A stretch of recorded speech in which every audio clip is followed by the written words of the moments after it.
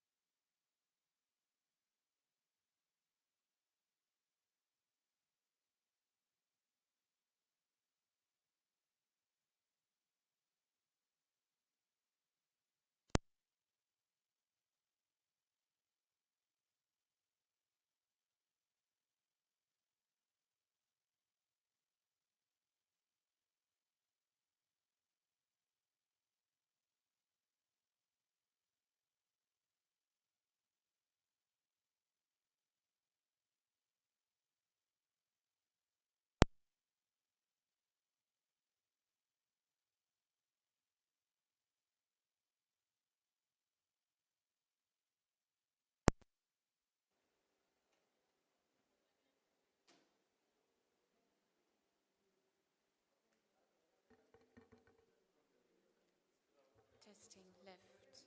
Testing left. Testing right. Testing left.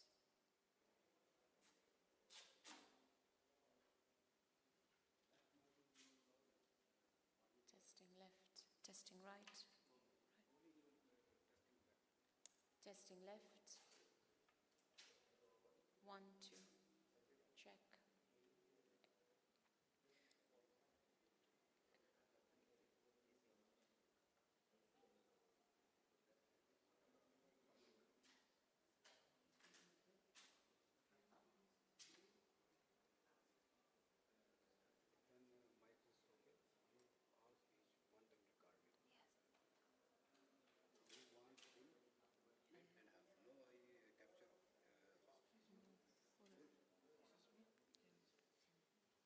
Sound check left. Check, check left, my left. Anchor podium left.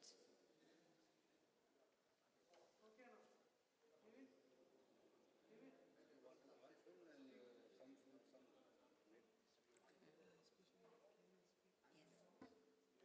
Sound check left, left. Left, check. Sound check left.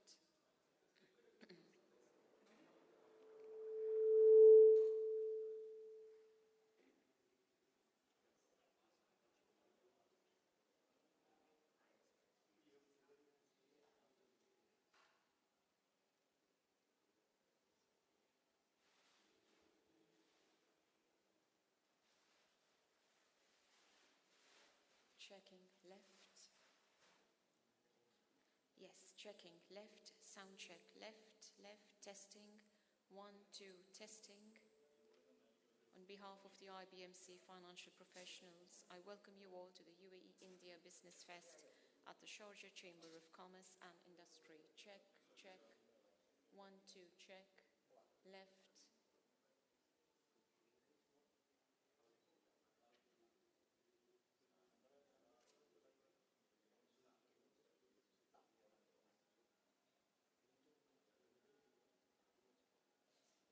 Check, check. Left. 1, 2. 1, 2. Check. Left. 1, 2. Checking. 1, 2. 1, 2. Left.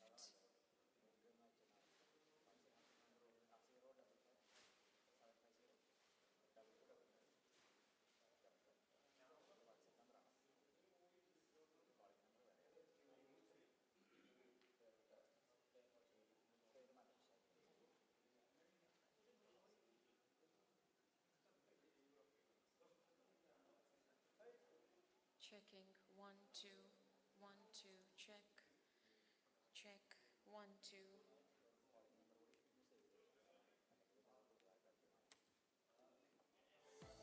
Welcome to IBMC UAE. I'll just take some of these points.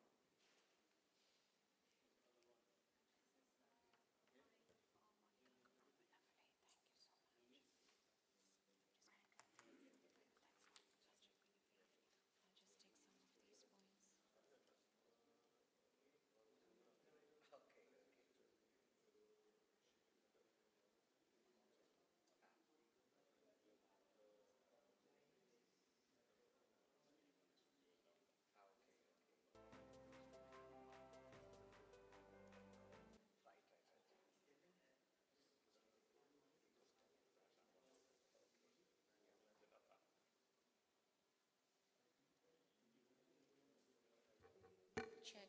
Left. Check. Sound check. 1, 2. Left.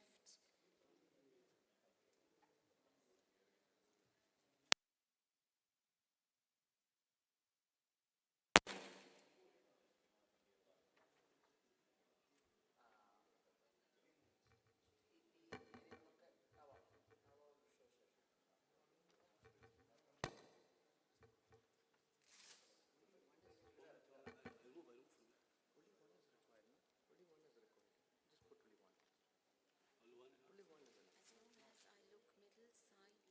side, left, and surround sound. It'll catch it. Very good.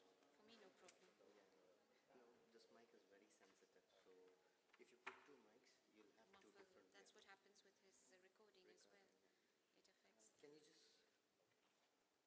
Can you just switch on one mic? One mic is too much of sensitivity. Not only that, I think it's creating in equilibrium is going in the recording.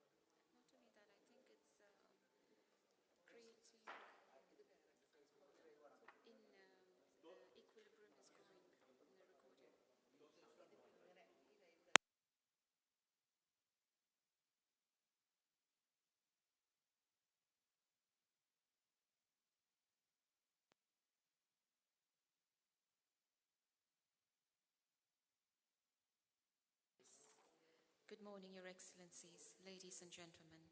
On behalf of the financial professionals, I welcome you all to the UAE India Business Fest at the Sharjah Chamber of Commerce and Industry.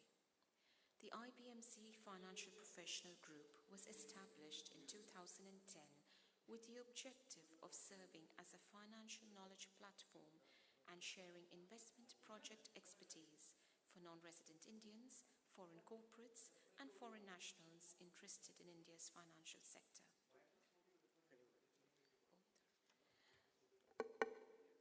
With the support and leadership of the IBMC UAE Chairman, His Excellency Sheikh Khalid bin Ahmed Al Hamid, Mr. Sajit Kumar, Chief Executive Officer and Managing Director, and Mr. Anoop PS as Chief Business Officer and Executive Director, Together, they set an important milestone towards the first qualified foreign investments QFI account to India.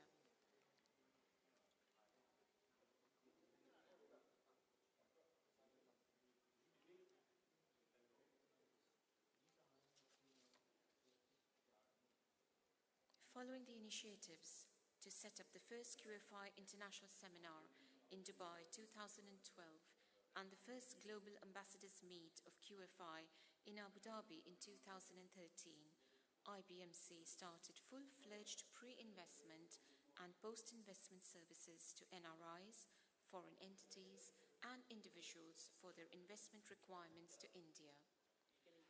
Today, the IBMC Group performs its business across four core pillars: professional financial education, international legal and compliance services, international tax and audit services, and international investments. As part of its core strategy, IBMC has created a remarkable business synergy with stakeholders from the United Arab Emirates, which has led to a thirst amongst international investors who are serious about foreign direct investments, foreign institutional investments, and foreign portfolio investments, including infrastructure projects in both the UAE and India. As a neutral entity, it has independently customized joint initiatives with leading entities such as the Bombay Stock Exchange and the Benz Law Associates that operates out of the DIFC. It has also created centers of excellence in international investments, tax, compliance, and audit to innovatively drive the financial industry's growth in challenging times. Why the UAE India Business Fest? Today, as we are gathered here in a room of industry experts, scientists, Fine with the sound, right? I'm fine, but am I shouting? No, I just want to be. Can you just come a little bit closer? Because what I have thought that tremulous. So if you could come closer, it will become more. You can add more voice. Rich. Okay, rich. My question is, I hope the music outside does not disturb the ceremonies, even though the door is closed. Just do a test now if you wish. Ask them to play, we close the doors and we check.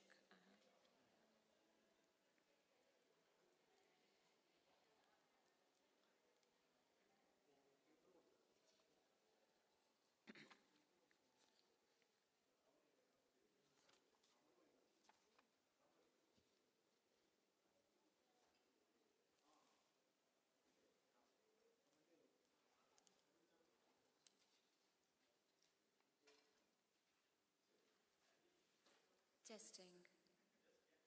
Testing. 1, 2, testing.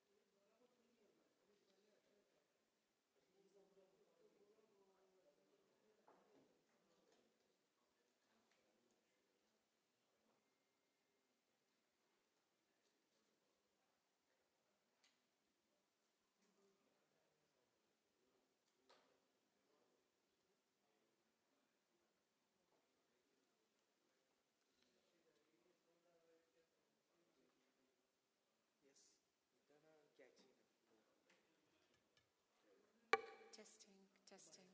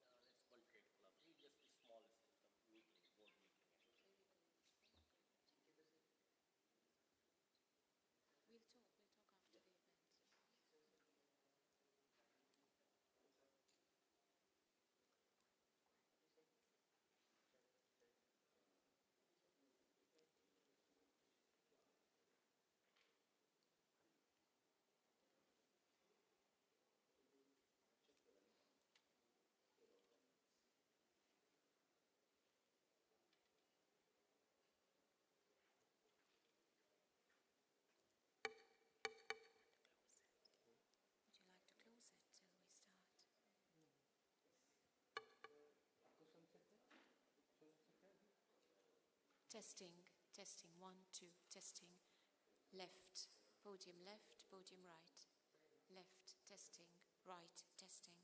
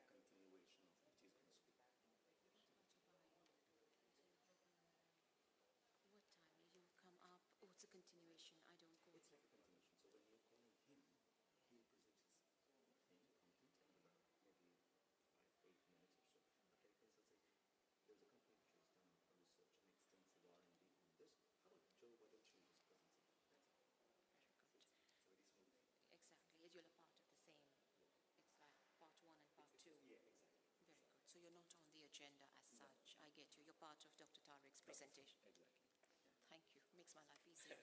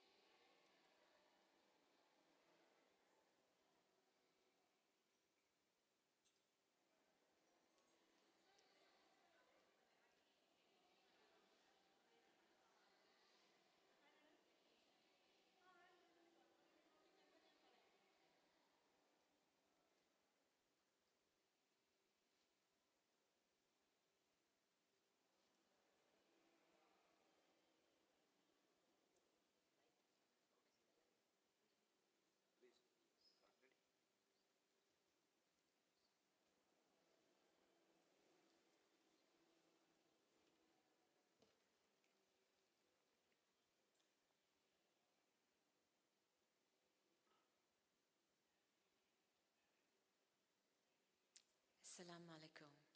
Good morning, Your Excellencies, ladies and gentlemen. On behalf of the IBMC financial professionals, I welcome you all to the UAE India Business Fest at the Sharjah Chamber of Commerce and Industry. The IBMC Professional Group was established in 2010 with the objective of serving as a financial knowledge platform and sharing investment project expertise for non-resident Indians, foreign corporates, and foreign nationals interested in India's financial sector. With the support and leadership of the IBMC UAE Chairman, His Excellency Sheikh Khalid bin Ahmed Al Hamid, Mr. Sajit Kumar, Chief Executive Officer and Managing Director, and Mr. Anoop PS as Chief Business Officer and Executive Director, together they set an important milestone towards the first qualified foreign investments QFI account to India. Following the initiatives to set up the first QFI International Seminar in Dubai 2012 and the first Global Ambassadors Meet of QFI in Abu Dhabi in 2013, IBMC started full-fledged pre-investment and post-investment services to NRIs, foreign entities, individuals for their investment requirements to India. Today, the IBMC Group performs its business across 4 core pillars: professional financial education, international legal and compliance services, international tax and audit services, and international investments. As part of its core strategy, IBMC has created a remarkable business synergy with stakeholders from the United Arab Emirates, which has led to a thirst amongst international investors who are serious about foreign direct investments, foreign institutional investments, and foreign portfolio investments, including infrastructure projects in both UAE and India. As a neutral entity, it has independently customized joint initiatives with leading entities, such as the Bombay Stock Exchange and the Benz Law Associates operating in the DIFC, as well as created centers of excellence in international investments, tax, compliance, and audit to innovatively drive the financial industry's growth in challenging times. Why the UAE India Business Fest? Today, as we are gathered here in a room brimming with industry experts, scientists, innovators, wealthy investors, high net worth and ultra high net worth individuals, we should be proud of our strong bonds between our respective countries, India and the United Arab Emirates. Our deep bonds have existed since traditional maritime days, and we not only cherish each other's cultural, social, and traditional heritage, but also share a unique economic strength. India is UAE's second largest trade partner after China, and the UAE is the largest Arab investor in India. Our bonds of trust and friendship have reached a glorious pinnacle following the historic visit of India's Prime Minister, Mr. Narendra Modi, to the UAE in 2015, and the subsequent visit of the Crown Prince of Abu Dhabi and Supreme Commander of the UAE Armed Forces, His Highness Sheikh Mohammed bin Zayed Al Nahyan's visit to India in January this year. An ambitious roadmap has been created to benefit investors, SMEs, and entrepreneurs to drive quality investments and create a mutually rewarding business environment aimed at increased growth through diversification and innovation.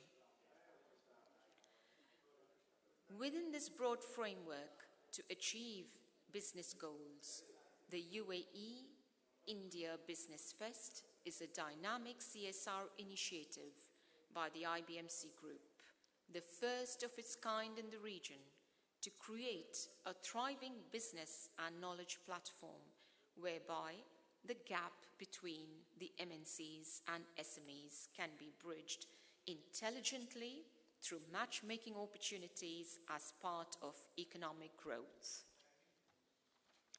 It is a 10-month, 12-hour long, 12-sector-based business festival across the 7 Emirates. Launched in March this year at the Armani Hotel in the Burj Khalifa district, today's Sharjah Meet is aimed at exploring specific sector analysis and emerging opportunities. Following the success of the Dubai kickoff, the Sharjah event today will take a closer look at specific case studies and potential for the Emirates of Sharjah. The UAE India Fest will also be showcased in the Emirate of Ajman in July, followed by Al Quwain in September, Fujairah in October, Ras Al Khaimah in November, and finally concluding in Abu Dhabi in December. The UAE India Business Ambassador Awards and UAE India Business Excellence Awards will also be held in Abu Dhabi as part of concluding ceremonies. Stay tuned, we commence shortly.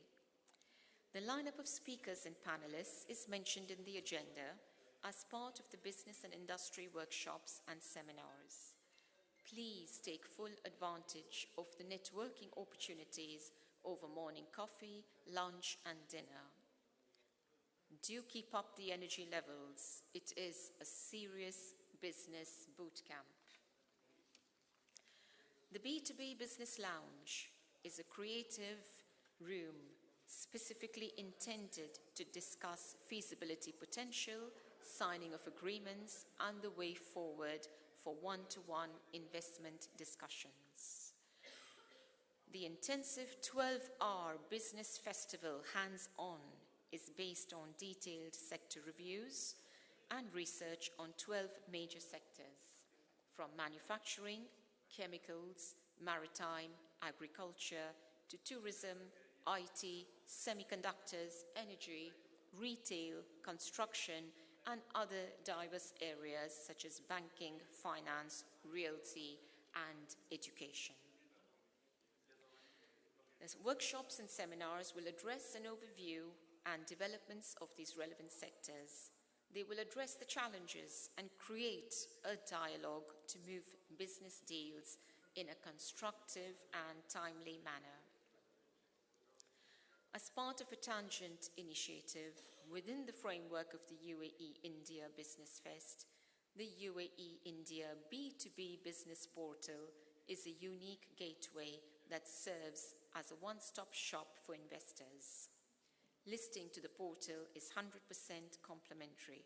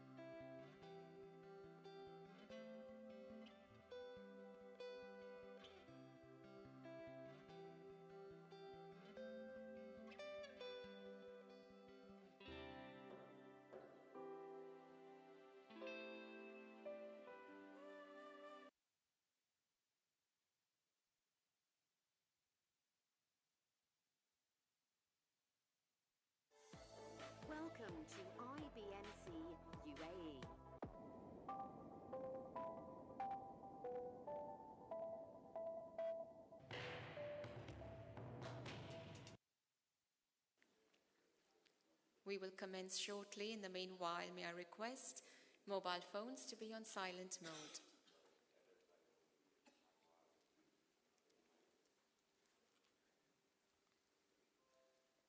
Are we ready? Has everyone had a good cup of tea, coffee, water, and are all fresh and active? Yes, louder. Yes. Very good. We mean business this morning. It's serious. Salam alaikum. Good morning, Your Excellencies, ladies and gentlemen. On behalf of IBMC Financial Professionals, I welcome you all to the UAE India Business Fest at the Sharjah Chamber of Commerce and Industry. The IBMC Financial Professional Group was established in 2010 with the objective of serving as a financial knowledge platform and sharing investment project expertise for non-resident Indians, foreign corporates, and foreign nationals interested in India's financial sector.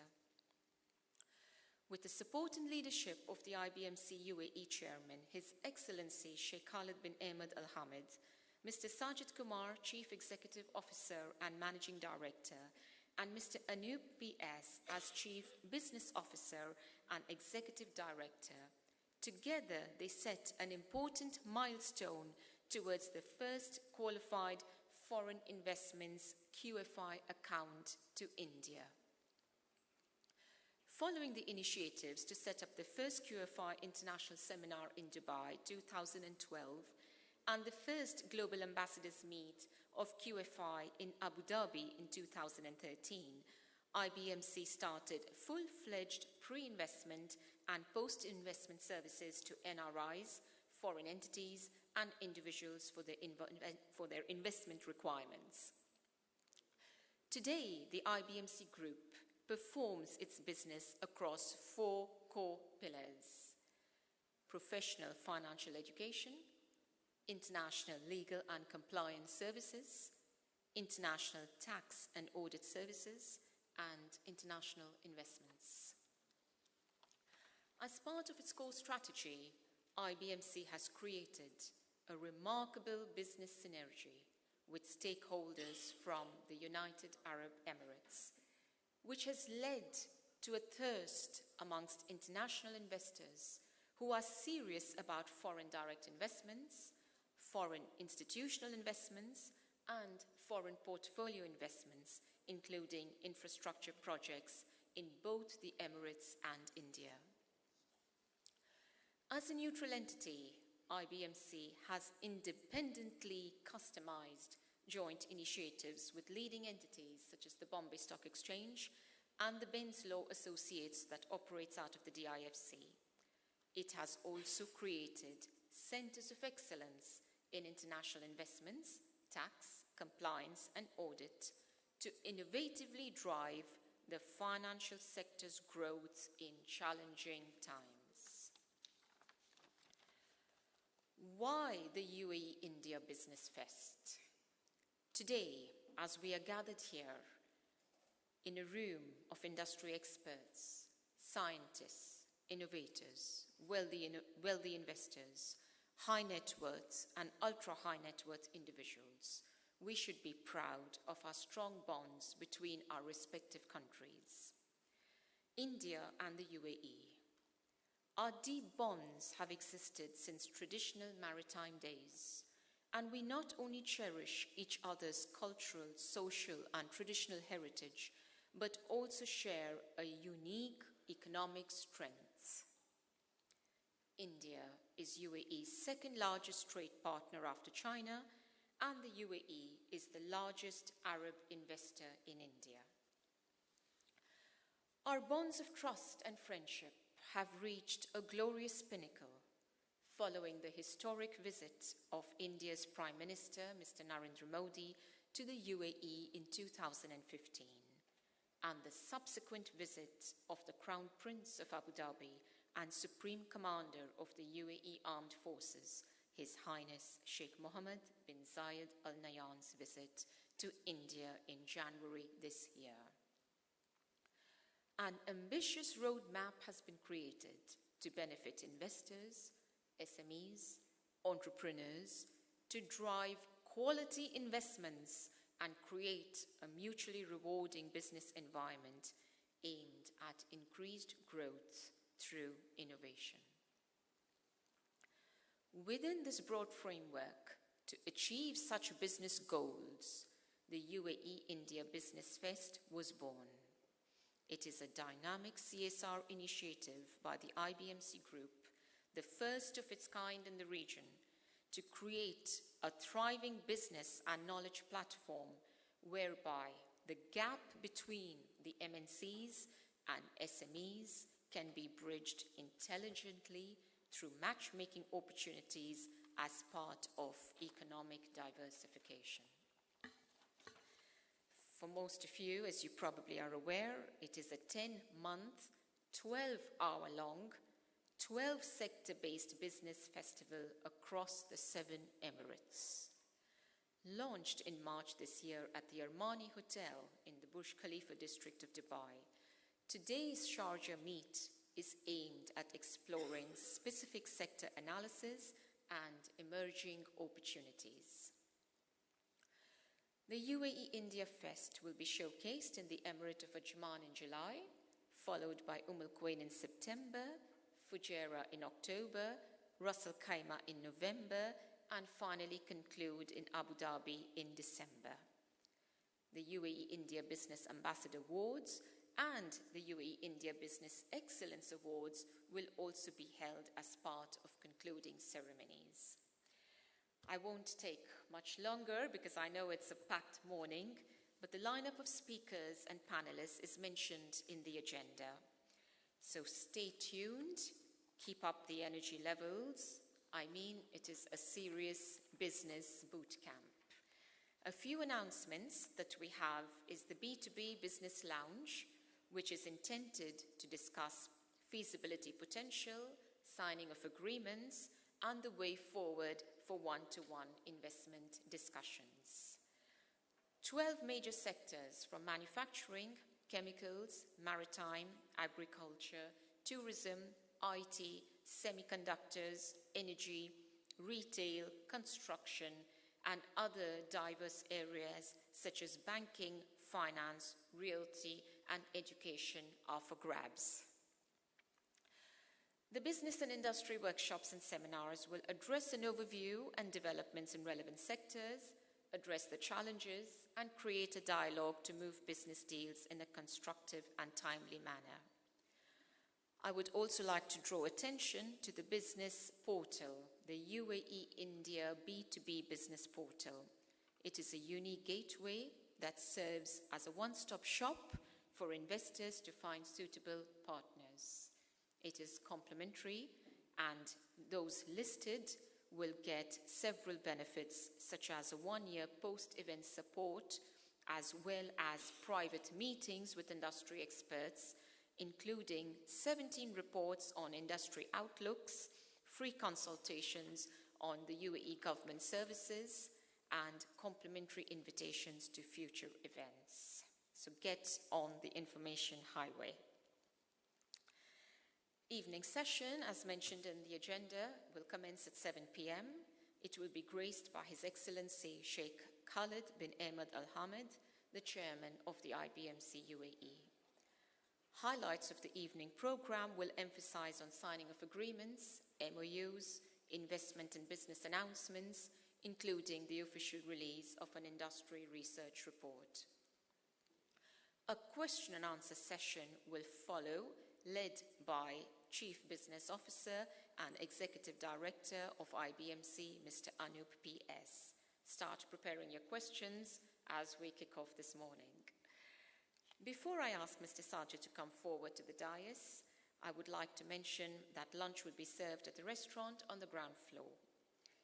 Please do make the most of the investment opportunities and schedule a slot to meet the experts at the business lounge. Once again, my personal wishes to the Chairman and Board of the IBMC UAE, as well as to the shareholders, Mr. Sajit Kumar Janardhan, Ms. Anasuya Shabu, Ms. Monica Agarwal, Ms. Geeta Alvin for their support.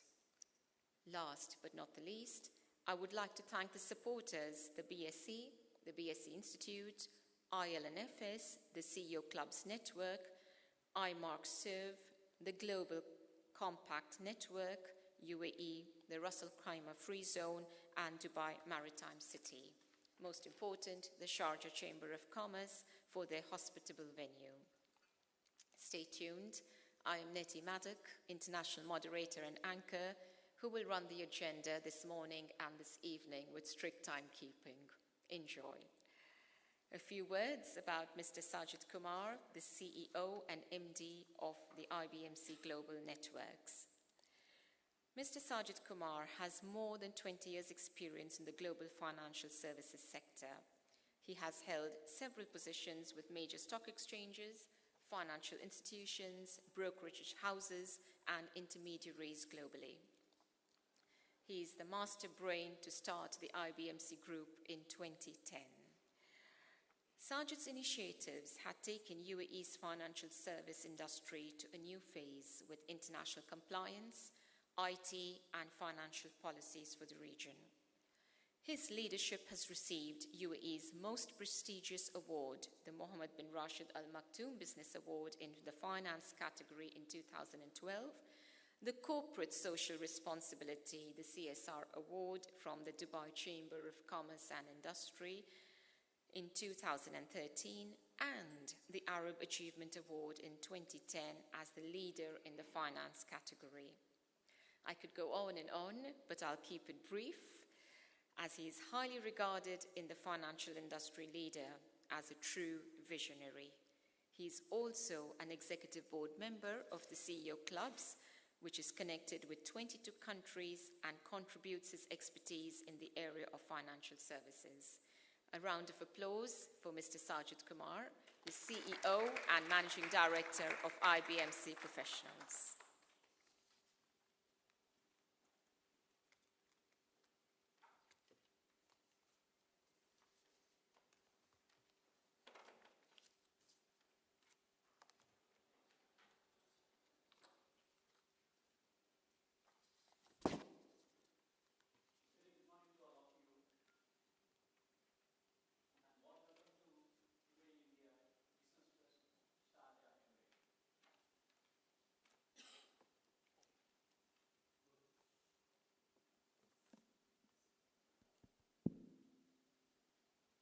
Very good morning once again. So after successfully conducting UAE India Business Fest at the First Emirate to Dubai, also after conducting 1-year research, we found that UAE India trade, business or investments are happening mainly on MNC area. From MNC to SME or MSME sector, there is a huge gap or vacuum considering the business or investment diversification, especially from UAE to across GCC. So we have done 17 sectors study. Out of that, we found that 12 sectors where India can contribute from MNC to MSME sectors. That you can see that this 12 sectors details. So considering all these facts, considering the investment or business diversification, we have started supporting SME, MSME or non-listed companies to come up from the domestic level to international level. So that is from UAE and India. So how to do that? In India, it's very much difficult to reach 29 states and here also to reach 7 Emirates, how to match with them. So we have started in 2016 January as a CSR path. IBMC started the UAE India B2B portal, where this SME or MSME or non-listed companies can able to list at free of cost, and they can elevate their position from domestic to international level. In 2017 January, Considering the requirement of these players from India and UAE, IBMC had initiated to start UAE India B2B Center. So UAE India B2B Center will provide locally the comfortable level for these domestic players to learn more about the other country, other part of the sectors too. Again, for giving the more confidence level to the government, for giving the comfort level to the players, also giving the knowledge to the industry players, we have decided to start UAE India Business Fest 27. It's a 10 months long campaign across UAE. So who all are participating here? Industry leaders from India and UAE. They are not addressing their comments to this room. This program is live. So globally, the industry leaders and industry players are also watching all the presentations from the speakers. That is one thing. Second, what we are doing, considering the Bombay Stock Exchange or National Stock Exchange, 5,000 plus companies are there, where IBMC is capable to run all these kind of activities, even the B2B portal or B2B center or business fest. This is the first time in this area we are conducting this after doing that much studies from the industry level. We are very much confident that we are also representing Bombay Stock Exchange Institute and Bombay Stock Exchange activities we are supporting from GCC and UAE. 5,000 plus companies listed with Bombay Stock Exchange from 36 sectors. So India is booming with the 36 sectors, where UAE, we can see that the mainly, if we are not considering the oil and gas sector, 8 to 10 sectors are active. India is capable for giving 10 to 15 sectors to activate or to start in this part of the world. So to support that, we have done that 17 sectors studies and published the 17 sectors report to the investors and business people. That is free of cost. That's as a complimentary. All investors or business people can able to avail from IBMC. So this UAE India Business Fest is giving that much information, knowledge to the industries. This nearly 15 to 17 industries across UAE and across India. So this is what we are doing through this UAE India Business Fest. So definitely we are very much confident on that. We can able to support the business people and investors of UAE and India. So what they are looking for, and especially this is a business or investment diversification. We are sure that our research team in India and UAE, they are capable for giving that much information. So UAE India B2B Center is there. Afterwards, a lot of events, a lot of conferences are happening in India and UAE. What is the speciality or specialities of this event is after this event, we are providing the all attendees post 1 year support as complimentary. So who all are coming from India, they are coming and presenting their all information, or they are just gathering all information going back to India. So they can locally convey the message. They need further support. Without contacting UAE as international, they can contact locally and they can take all these 7 Emirates information from India. Similarly, 29 state governments are coming up with a dynamic that, the project plans and all, rather than the central government. We are connecting with the 29 state governments and promoting that, the PPP project. So PPP project is public-private participation is most important along with the diversification. We are considering that importance also. We are supporting for that kind of PPP projects where in India and UAE. So I'm very much happy to open this conference, this second conference with all your support. And I'm just handing over entire this conference room to Ms. Neti.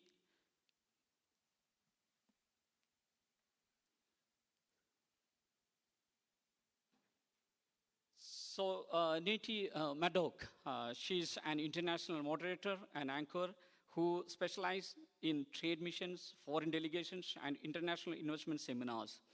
She has worked in foreign diplomatic missions in Mumbai, as well as with the Commonwealth Development Corporation in Tanzania.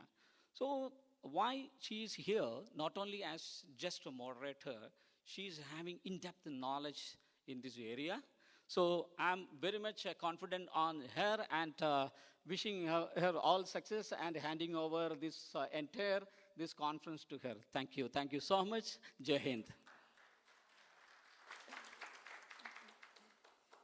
Thank you, Mr. Sajit Kumar. That was very insightful to capture the nuts and bolts and the highs of the discussions and the panelists, to have it live, easily accessible globally. I think that is the first step in the right direction, where time is of the essence. The times are challenging, time is money, and decisions need to be captured instantly.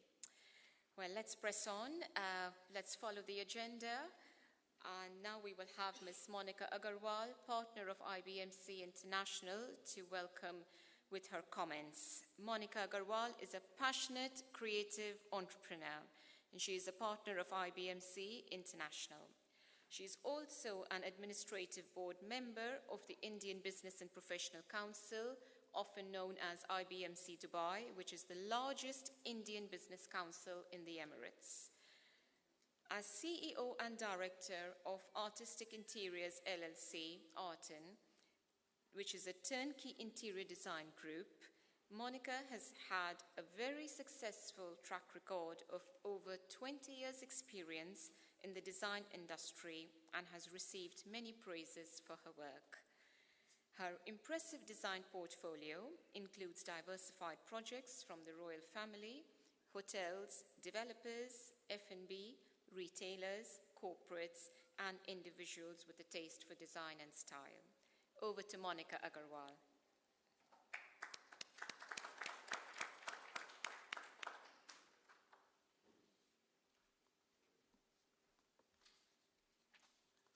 Thank you, Neti. UAE India Business Fest welcomes you all for our another knowledge information-packed program. Good morning, dignitaries and friends. In August 2015, Modi ji became the first Indian Prime Minister to visit UAE in 34 years and set in motion a chain of events that broadened the bilateral beyond being just a business relationship. And in past 18 months, including Modi ji's historic visit, the Prime Minister and Sheikh Mohammed have met on three separate occasions. Certainly, trade, investment, and energy are the most visible features of India-UAE ties.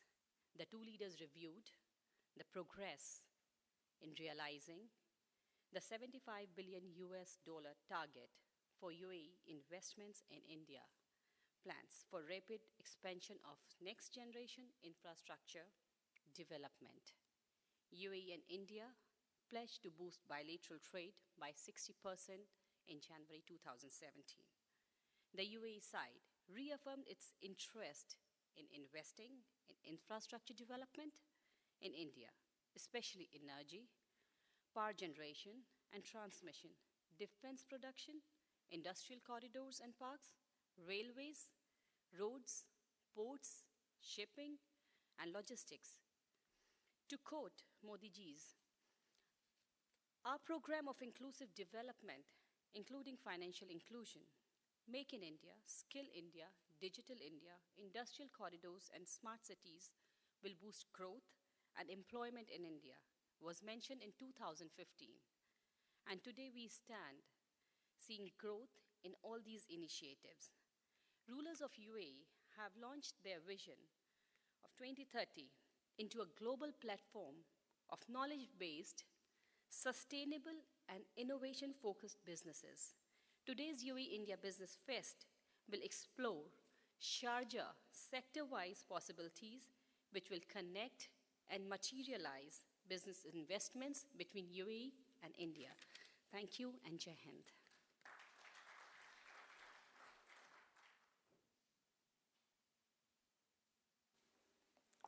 Thank you, Ms. Monica Agarwal, for forging and re-emphasizing the importance of India and UAE and many commonalities. Let's move on. Now we will have Mr. Anoop PS the Chief Business Officer and Executive Director of the IBMC Global Networks, to address the UAE India Business Fest 2017, the Sharjah-specific Emirate perspective. Mr. Anoop is an MBA University first rank holder with specialization in finance and marketing. From a project manager handling corporate projects in India to managing and marketing financial products abroad, today Anoop is actively involved in the strategic planning and positioning of the IBMC brand globally. He's responsible for driving the marketing, sales, investment management, and compliance functions and developing alternative revenue channels. He has conducted over 400 training sessions in the UAE and India on various topics related to the investment management side. He was very instrumental in setting up a new business financial model for the financial services industry in the UAE, which eventually culminated in achieving the highest national recognition in the UAE for the IBMC group. He needs no further mention. Please join me to welcome him.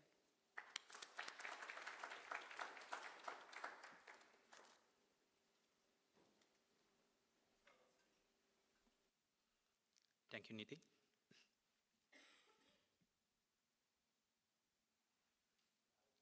Good morning, Your Excellencies, invited dignitaries. Welcome to IBMC's UAE India Business Fest, the second program in Sharjah. As Mr. Sajit Kumar, our CEO, was rightly mentioned, like this was second program. The first program we conducted in Armani in Burj Khalifa in 20th March 2017.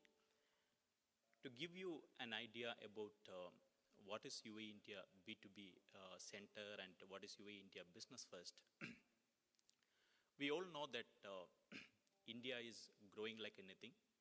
The same time, in the Gulf region, UAE is also growing in a very dynamic way, with the visionary leaders setting the vision targets for 2030, and we have seen that 100 years plus targets has been set right now, and even they are planning to set up the base even in the planets outside Earth. So like that, new thoughts and developments are happening in this part of the region, and under the visionary leadership of Sri Narendra Modi, back in India also there are a lot of things developing, and recently we have seen that the both prime ministers meeting regularly, the ministerial meetings are happening, and on 26th of January, on the Republic Day of India, we have seen the prime minister signing the treaties, which is covering nearly 14 areas. There are 14 treaties signed between the countries. We can see that there are a lot of opportunities coming out of this bilateral treaties and all, but the business community, generally, if you go out and ask them, they lack the knowledge like what exactly to be done. What exactly is the business which is coming up? So IBMC is giving that answer to the UAE India Business First. The topics which we are selected and the presenters who was coming for this program from Dubai, Sharjah, Ajman, Ras Al Khaimah, all the 7 emirates of UAE, concluding in Abu Dhabi, we will be taking the key topics which is purely related to the business opportunities that is coming between UAE and India. And while we are saying just conducting a business first, that will not materialize the business. We have seen many India-UAE conferences, seminars and other things, but the difference of IBMC's UAE India Business First is that we are not coming with this particular program today. We have started the company back in 2010, and we have set up our base in UAE back in 2012, and we were doing the industry research in both the countries for the past years, and now it is the 7th year. And why we haven't come up with such a program is that there were a lot of areas in which there were problems in the execution. And these problems to a great extent has been overcome by the bilateral treaties which has been recently signed. And now we see there is a great potential for business to boost between both the countries. Now, even before starting this particular business first by connecting the people and business group, what we did is that we first started the UAE India B2B portal. In that portal, we gave the business community an opportunity to come and list their projects. We don't need any advertisements there. We take only companies, those who are having a potential project either in India or in UAE. Like that, highly selective, we have selected companies from both the countries. You can see if you visit our website, uaeindiab2b.com, the company registrations is going on. And almost all the companies that's presented in the Make in India concept back in India has registered for the program. From UAE also the companies are getting registered. It's after verification of the project of the companies we are taking the registrations. And it started 1 year back and it is continuing. After setting up the UAE India B2B portal, we set up UAE India B2B Center in India and UAE. The objective of the B2B Center is that many times if a UAE national or a company based in UAE, they want to expand in India, first of all, they have to get the knowledge that what exactly is the opportunity available in India. They have to get the business opportunity, they have to get the legal guidance, they have to get the compliance guidance, they have to get the accounting standards and related guidance. All these informations will be available in the UAE India B2B Center in UAE. And the concept which we are bringing here is that India in UAE. To get the information, you don't have to go to India, that information will be available to you in UAE itself. Similar way, we have set up UAE India B2B Center back in India as well. And whatever information for the Indian business community they want to get related to UAE, that information will be available in our UAE India B2B Center back in India. So the concept is UAE in India. So a lot of time of the business community can be saved with this particular support. The reason is that even before coming to UAE, they will get a chance to interact with the free zone authorities here, the officials here, and related financial experts and the business community people here. Even video conferencing can be arranged from our office directly. With all these things, their decision can be sharpened. They can have a proper business plan and they can come here for executing the same thing. So that is the whole idea. And to support this thing, what we did is that just by taking IBMC in the forefront, we cannot do this thing. The 4 pillars of IBMC which we have said is that the first one is BSc IBMC Center of Excellence, that is called BIL IBMC Center of Excellence. We have a joint division along with Bombay Stock Exchange Institute. You'll be knowing Bombay Stock Exchange is 140 years old exchange back in India, Asia's largest exchange. 30 years back, Bombay Stock Exchange has set up a 100% subsidiary, BSc Institute Limited, which is taking care of the financial empowerment programs in the banking, financial service and insurance sector, the BFSI sector. So along with that particular initiative, what we did is that any new business opportunity which is coming in, the business community need to be empowered with the latest practical knowledge and updation. To give that particular skill set and information, it is not a teaching things or something. Like along with the programs, financial awareness programs and all, there are very sophisticated industry training programs which we are doing in India and in UAE to develop the entrepreneurship and the new business opportunities between the countries. So that is one division we are set up. And right now, we are happy to see that the government itself is taking initiative to bring in the education in this particular field. Not theoretical education, the practical education, including the industry experts. The second major division we have set up is the BENS IBMC Center of International Law. It is India's first international law and compliance center. Because any business, when you talk about either to start in India or in UAE, any major company, the first question is, what are the legal aspects in that particular thing? How safe, if I am coming to this particular country, how I can set up these things and all. Along with legal, compliance is also very important. Right now in this world, to do any business without compliance, please don't start any business. Compliance comes first, then comes the marketing. So we have set up the law and compliance together. That is a new initiative. So we'll be having the sessions coming in today's this thing itself. Mr. Binoy Shashi, our partner for Benson BFC Center of Law, is also presenting the paper.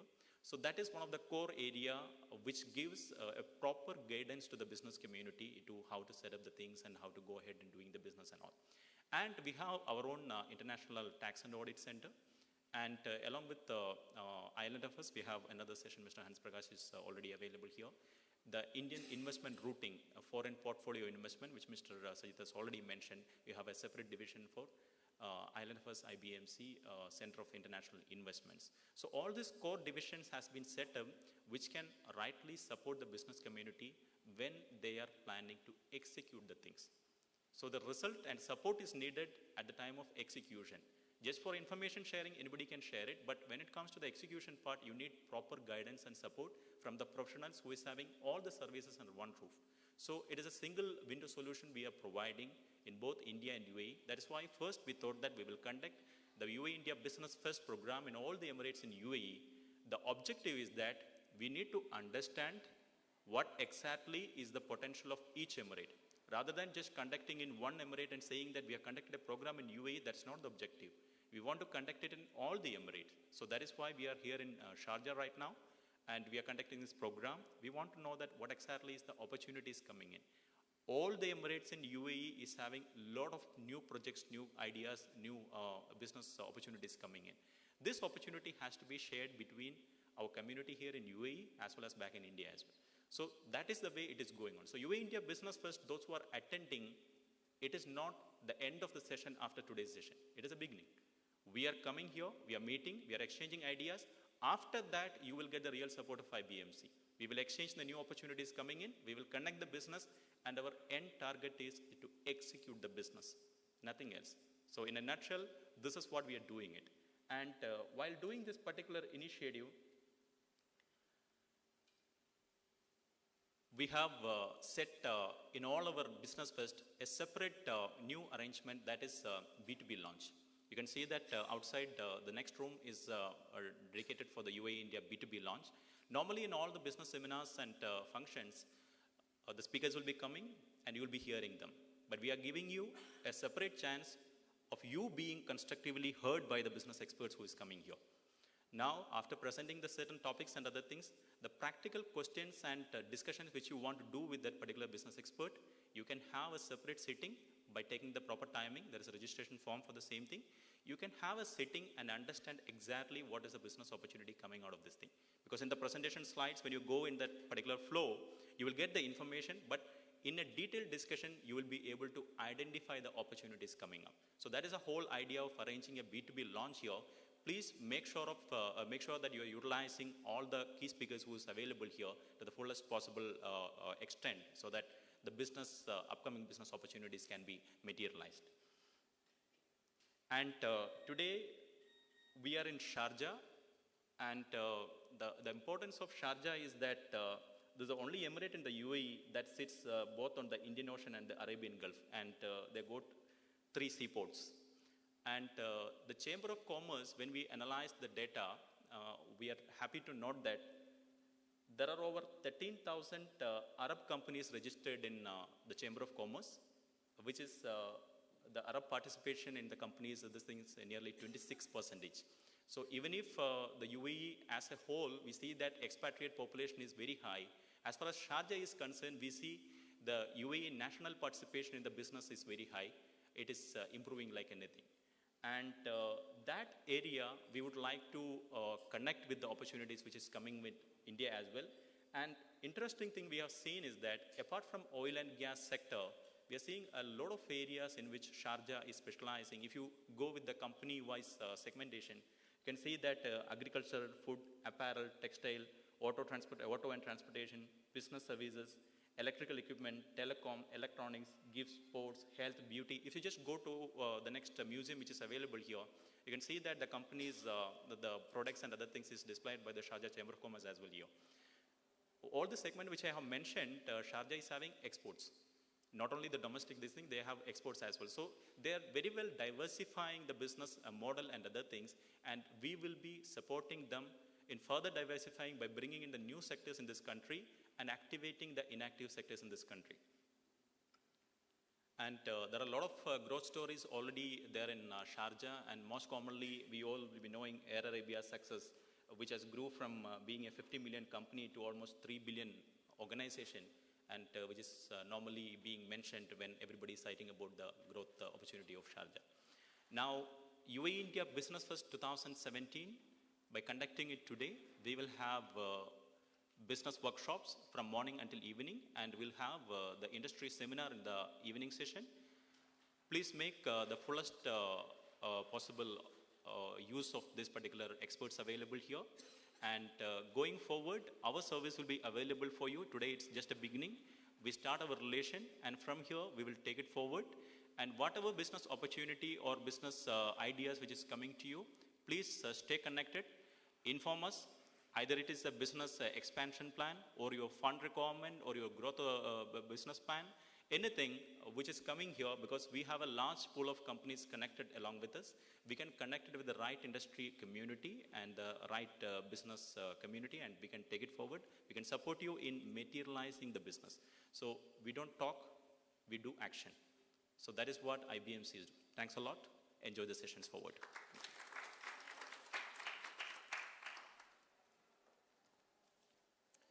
Thank you, Mr. Anoop PS. That was very, very interesting about the relevance of Sharjah, the industries that require immediate collaboration or need.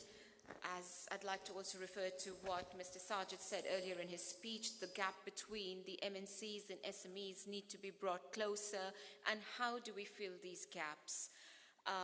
I take this opportunity now, before we officially start the industrial and business workshops. I know we are running a bit out of time, but let's catch up with good enthusiasm and cardiovascular spirit.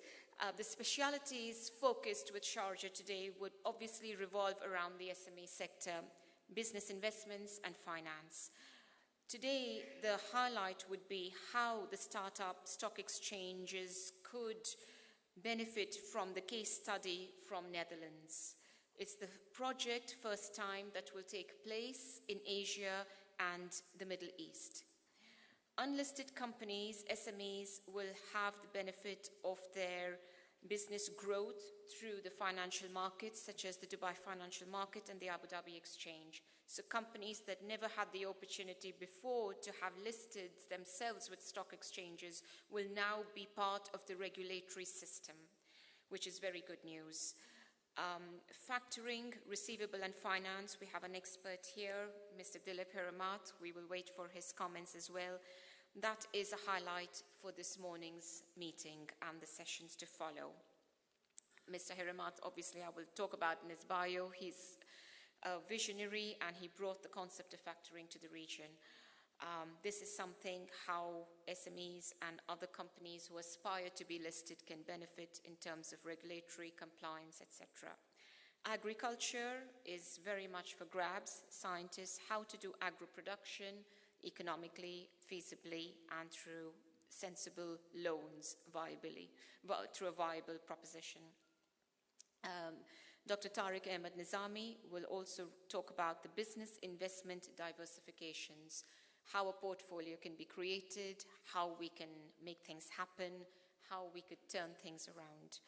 Foreign direct investments, foreign portfolio investments, foreign institutional investments are all going to be part of the focus for the Sharjah Emirate from UAE and India on both ends of the spectrum.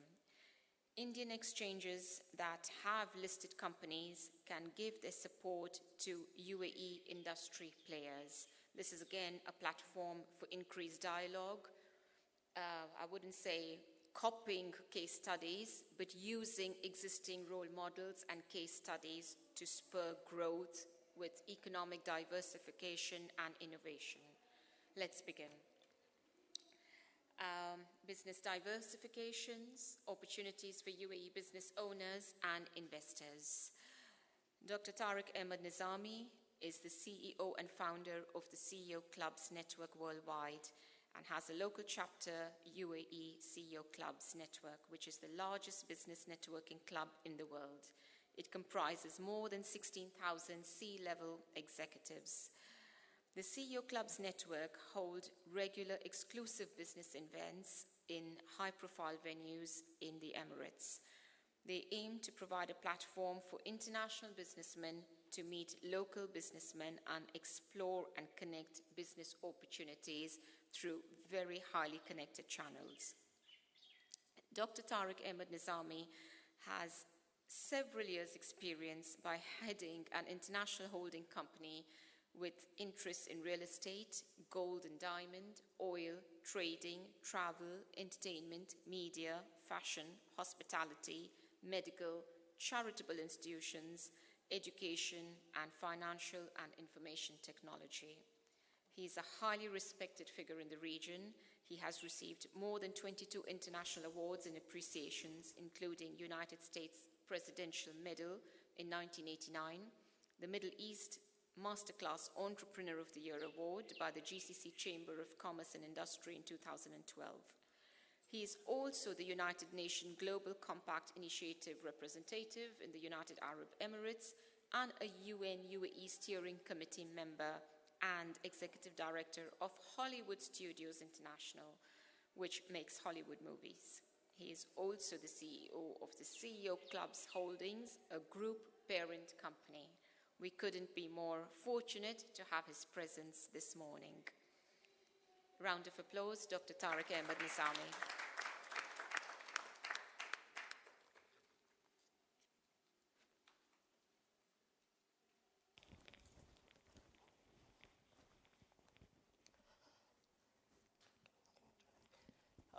Bismillah ar-Rahman ar-Rahim. First of all, I'd like to give a congratulations to the organizing team of UAE India Business Fest 2017. And I think it's a great initiative from IBMC and Mr. Sajit Kumar for taking this initiative. And I think, that's a way that the UAE India will get connected in the business environment. And I hope that these events, what he's doing here in UAE, would also be conducted in India, different cities also, so they know about the UAE opportunities and everything. My presentation is not so much about business opportunities, but it will be in two parts. One part is I will just talk in general that how to do any business and how to focus yourself in a business environment. And then the second part is that there's a study done that what the next 10 years will look like in the region. And I think before we do any business, we have to be very, very much focused to what we want to do and where we want to do our business. As you know, the UAE is a great opportunity. Indian business community is one of the largest contributor in all sectors. And I think now is the time to get more from the India-UAE relationship, which is getting stronger and stronger day by day. So industries that India is very famous, like information technology, innovation, and the industries and different sectors that they not only focus in India, they are Indian organizations that having branches all over the world. And I think UAE can contribute a lot for these organizations in different industries that the Indian business community is involved in. But before we get to the success, we have to be very focused to our industry. We don't lose our focus. We don't lose that what we want to do today that is better for tomorrow for all of us. So I think my advice to the business community is that always think big. If you think big, you want to achieve something, you will achieve. But I always give example of that Mao Zedong of China, that he always says to his people that to take a million-mile walk, you have to take a first step.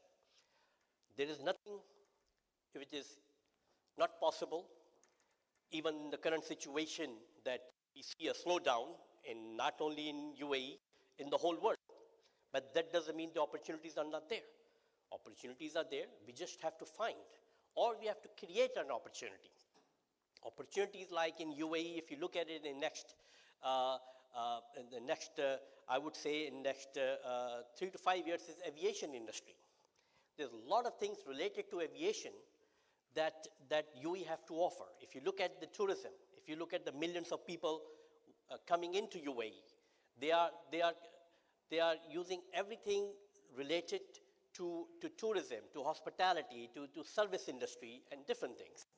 Oil is also a different factor, here, that is a part of it, one of the big producer of oil, but that doesn't mean the oil production. There's a lot of other services that is related to oil that could be benefit to our services. So when you focus, in UAE, as we know that we focus on one industry, but we always look at the other industries as part of it, As we all know, the Expo 2020 is coming here. That is a great opportunity. There's more than $30 billion projects that will happen to Expo in next 3 years. And it's not going to happen the last year, it's going to start to do it now. So we all have to look at the opportunities in the Expo. And I have looked at in detail There are service, hospitality industry, real estate, trading, and these pavilions, they're going to be more than 70 plus pavilions of country and more than 50 plus pavilions that I understand that in the private sector is going to be there. So all these people would require the local services and local industry experts to complete those pavilions, complete those services. And this all will start this year. I'm very proud to say that CEO Club, my organization, one of the few that has been approved by export team to be the procurement supplier for all these services and everything, you know. So we take a step, we think ourselves, we focus ourselves that where we want to go, not on what we fear. And focus, as you know, is a very key word, is only 5 letters. But that focus F means follow on course until successful. So we have to focus ourselves first. See how and where we want to reach. Yes, there is no easy ride, there is no easy walk anywhere, any industry that you try, anywhere in the world. But I think that we all, in the UE environment, where more than 200 nationality lives here, and I think that if anybody can survive in this environment, this country, believe me, can work anywhere in the world. Because we are all from a different culture, different environment, and different industries. So I think, you know, what we have experienced and we worked here in last few years, that's a great asset to all of us, you know, and making business and everything is. There is no secret to the success. All we have to do is prepare ourselves, hard work, and learn. We all do make mistakes. It's not like every step has to be a successful step, you know. That's why the CEO Club has been around more than 3 decades in the world and more than 11 years presence in UAE. And we have a connect system that we connect all over the world, investors, including India and different parts of the world, to UAE.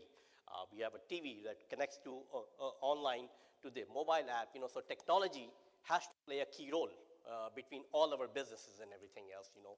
This is something that I want to share with you, that we as a CEO Club, you know, say $1 trillion club. Why? Because we have more than 16,000 members. And these assets of all these 16,000 members, you know, it makes us $1 trillion club. Why? Because we have a Boeing is our member, LinkedIn is our member, Alibaba is our member, Facebook is our member, MR is our member, Nakheel is the Emirates Airline, you know, so and all these key people. So why I'm mentioning this, that we do our best. And what we did, we started not with all these thousands of members, you know, we started with 1, and now we have this capacity and we have those members as part of us because we have delivered. In UAE, when we came, or even I came in 2005, first time from US for living 35 years, that I only knew 2 people. Now I have a great family of CEO Club members. I have a great family here, sitting here, and good people. And all it is, you have to perform and show yourself. And all about, like I say, is passion. If you want, if you like, if you deliver, nothing is impossible. And if you love what you're doing it, and you take the step and you make your goals right, you know, you will achieve. You know, and opportunities, like I said, today opportunity would be very different than tomorrow opportunity. And I always recommend people that you always, you know, everything what is you can think you can do it, say yes, and always work for tomorrow. Today, you know, what we are doing today may not be good tomorrow. So we all have to work as a team. Team between individuals, team between organizations. Organization, I think the current situation is that I believe there is a one need of services there currently. We all in SME or different lower that who have formed the company last year, 2 year, 3 year, maybe they're going through the tough times, you know. There are multiple companies, hundreds of companies, thousands in all the Emirates here. Maybe this is the time to think about the joint venture, the acquisition of not big companies, you know, smaller and low-level companies to join the expertise, you know, and then both can survive, then they go out of business. So I think I strongly believe that there is a new service required in this to survive. Not only survive, to survive the current situation, you know, with things, you know, never stays the same. India, as you know, is a great nation. Have a harmony, development, prosperity, and peace. Achieving a milestone for our better future. So I think India is one of the largest nations, And I think next 3 to 5 years, India and China are the great economies, and combined together, they can conquer the world. And I think India is doing what it should be doing it, that they're moving forward and making partnership, making UAE as one of the major nation to invest into India. And I think they keep going in. I think there's a lot to look forward in the future. UAE, as you know, our leader of all the Emirates and our Prime Minister, always want to give the happiness and a good environment for the UAE nationals and our expats. So we all have to contribute from our part and see how we can do it, you know. In last, that I always say, we learn from past to correct our present for better future. So I think we all can work together and on opportunities and in different environment and this country, and I think we can all achieve in any business or any new ideas that we all work for, you know. But thank you very much for listening to me. I just wanted to give my brief intro, and now I want to call Mr. Joe Mohan. He will talk about the little study done that what is the next 10 year looks like for this environment and everything. Thank you very much. Yeah.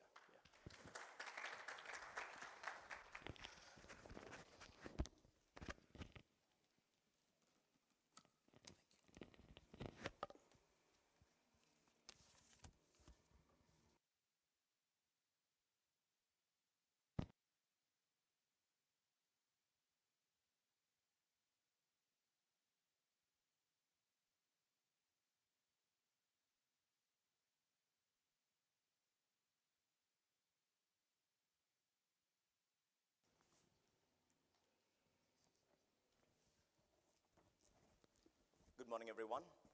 Can you hear me loud there? Okay, great. Thank you, Dr. Nizami, for the wonderful opener. And today we are talking about investment opportunities between India and UAE. And like Mr. Anoop was mentioning, the theme is revolving around UAE in India, or India in UAE. So it's a two-way street that we're talking about. Right, my name is Joe, and I would be sharing with you a few data points which might reflect on the objectives that you have in being here today, with the investment as the outcome. And again, like IBMC's platform that provides you an end-to-end solution. So when we talk about an end-to-end solution, we are talking about a disruption. And that's a word which is actually causing a lot of waves to go around the world. And disruptive innovation is what eventually we all would end up doing. So I would keep it brief. I would not take more than 10 minutes. We'll just quickly go through and glide through certain slides here, which will give you a clarity on what are those disruptive innovations that's possible and investments that investors could look forward to, especially in India. But I'll be talking about a global landscape, but we would be able to easily relate that to Indian market. Envisioned and forecasted by Dr. Shahid, who is the chairman of Institute of Research and Policy Studies based in New Delhi, but we have a presence here in Sharjah itself. And Genius Group Global is the venture that we are from. And my name is Joe. I am heading the research and development. I'm also the executive director of BODE.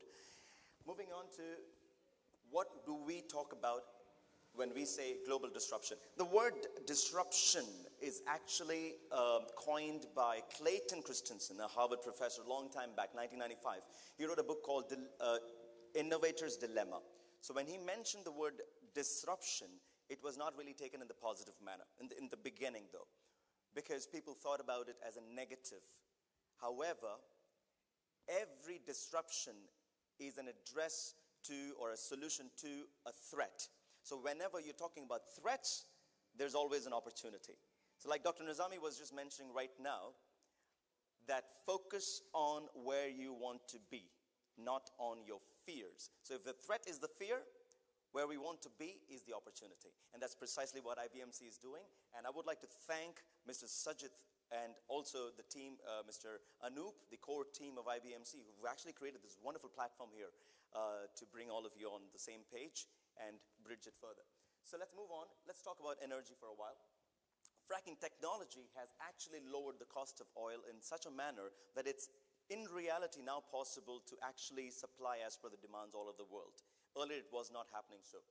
Now, if you look at the Paris summit, which just happened recently, CO2 emission was addressed as one of the problems, which means by 2020, if we do not try to bring down CO2 or emissions of carbon, it would create a very bad or adverse effect on a very large population of 2 billion humans, which is, you can know what is the share of 2 billion people in 2 billion people in the world. If you look at the renewable energy, that is what is getting more popular today. So it's no longer fossil fuels. If you look at the title, it's fossil fuels to data economy.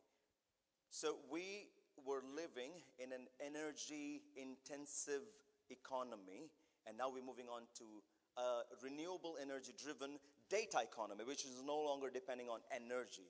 So when you look at oil per se, we are sitting in GCC, in UAE, which is known to produce oil, but even though it's known as an oil-producing country, but the leadership of this nation is actually looking at having an economy which is 0% dependent on oil. And that's the future that we're looking at. So energy in itself has been disrupted. Let's look at the next one here. When we talk about automobiles, the largest employer in the world is actually the automobile sector, automotives. So 2 billion people approximately are employed all around the world. We're talking about global disruption in automotive. Now, Dubai has taken the leadership of introducing air drones, air taxis. In July, I believe, it's going to be seen flying in the air. Moving on to hyperloops, which is actually a beautiful technology called evacuated tube transport technology, which is already underway in UAE. Is another example of disruption. But UAE has taken leadership in bringing a solution for that, utilizing that T3 technology. It says when this technology is fully implemented, from US to Taj Mahal, which is UP, India, can be covered in 3 hours just for about $50. That's disruption. Again, so when we look at investment opportunities, we need to look at an opportunity at a larger scale, not just very specific or pinpointed, because the entire world is being disrupted. And precisely IBMC's event here, the 10-month campaign, is going to focus on the 12 sectors. I'm not going to be touching on all the 12 sectors, but I'll be just pointing out a few of these more. Moving on to banking. As you all know, blockchain is taking over the disruption, because that's the new thing today. In fact, recently, Commercial Bank of Dubai just launched their first digital bank, which is, again, disruption in banking. So we no longer would actually need brick and mortar banking anymore. Bill Gates says that banks are no longer needed, but banking is definitely needed. So banking can be achieved through technology called blockchain. Bitcoin, cryptocurrencies like Bitcoin, peer-to-peer transactions, and various other digital payments actually are replacing what we used to do earlier. Moving on to manufacturing and automation. This is where, again, a lot of buzz or a lot of chatter has been there globally. Because Tesla, as we all know, has created robots, which now creates robots. And in other words, it's automating jobs. So it's a threat to human beings, because there would be a lot of loss of jobs. But at the same time, it is creating new opportunities. So how do we bridge? And that's precisely what has been going on since morning till now. How do we bridge the gap between the opportunities, and how do we get the investors to actually find out the real sectors where the investments are needed? Moving on to 3D printing. That's, again, creating a lot of waves. And soon we will have examples of 3D printing in India as well. And if I'm not wrong, there are certain projects in UAE which are currently being handled in the 3D printing space. China is actually known for constructing a 7-story building. And it's a beautiful thing, the way 3D printed cars are running on the roads. Stratty is a company which has actually successfully launched their first 3D printed car. It's beautiful. So disruption has brought in new opportunities. Moving on to supply chain. That's where platformization. I would like to halt here for a while, because B2B portal of IBMC which Mr. Anoop just spoke about initially, is also platformization in a way, if you look at it. Because there's no longer a need for you as an investor or a person who's looking to invest into Indian markets to go all the way, travel there, or vice versa, because it's already platformized. And B2B portal is actually giving that platform where investors and the people who are innovators can connect together. Industry experts can connect together on that platform. Similarly, when we talk about supply chain, that's again been platformized.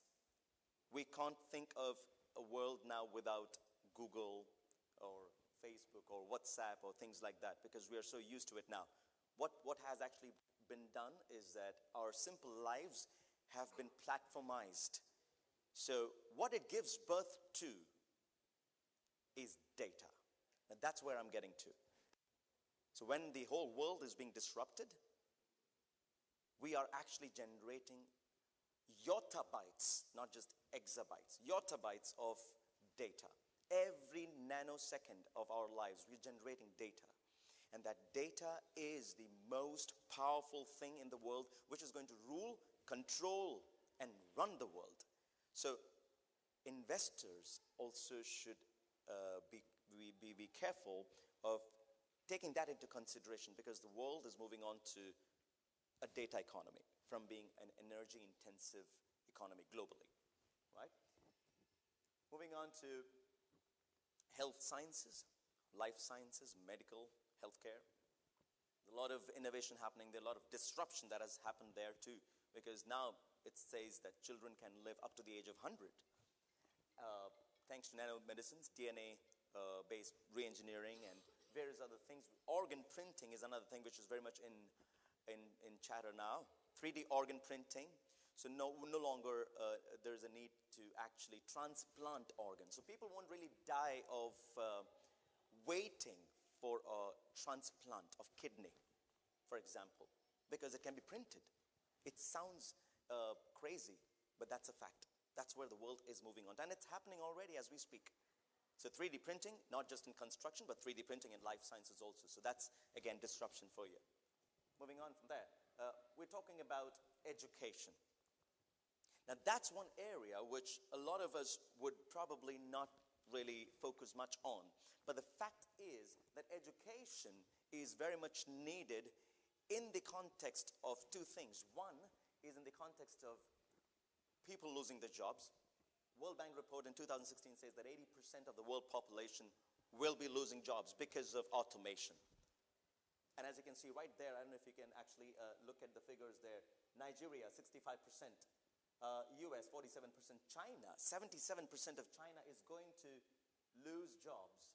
India is right there at 69%, is losing jobs because of automation. So this is where Prime Minister Narendra Modi's mission of Make in India, Skill India, Digital India, all of this gets aligned, and it becomes even more relevant that we need to find innovative ways to tackle disruption globally as well as India, and convert all those threats to opportunities of investments. And by the end of this event today, you'd be getting to hear about 12 sectors, and then you can connect with each of the opportunities, and I think that's the way to go ahead. Moving on, this is actually worse than global warming. Quickly, I'll run through the 8 predictions of the world by 2030. Very interesting one, because the World Economic Forum says that very soon you'll be happy not to own anything, because all the products are going to be converted to services. So that's good. And services which are actually being delivered to your doorstep by drones. Right? It's interesting. And that world is not far away. It's not really, I have said 10 years, but it's actually not even 10 years. And a couple of weeks back, we were listening to a speech done by another scientist who says the world was talking about reaching Mars and habitating Mars in the next 30 to 50 years. But guess what? SpaceX, Elon Musk, has disrupted that too. And Elon Musk has been welcomed to UAE to give a speech on this in the World Government Summit that just happened. And Dr. Gargawi was grilling him on this point of how crazy the disruption really is. So moving on from that, US dominance is over because we have a handful of powers actually. So that's a good news again. Third one here is that you will not die waiting for an organ. We have already touched upon that because of 3D printing. Things are now possible. We can print an organ. We'll be eating much lesser meat. I mean, that's also one of the predictions because meat now will become a delicacy. I mean, it's not going to be a staple food because we're going into a greener world. So that's also a disruption. In one of the 8 predictions of the world.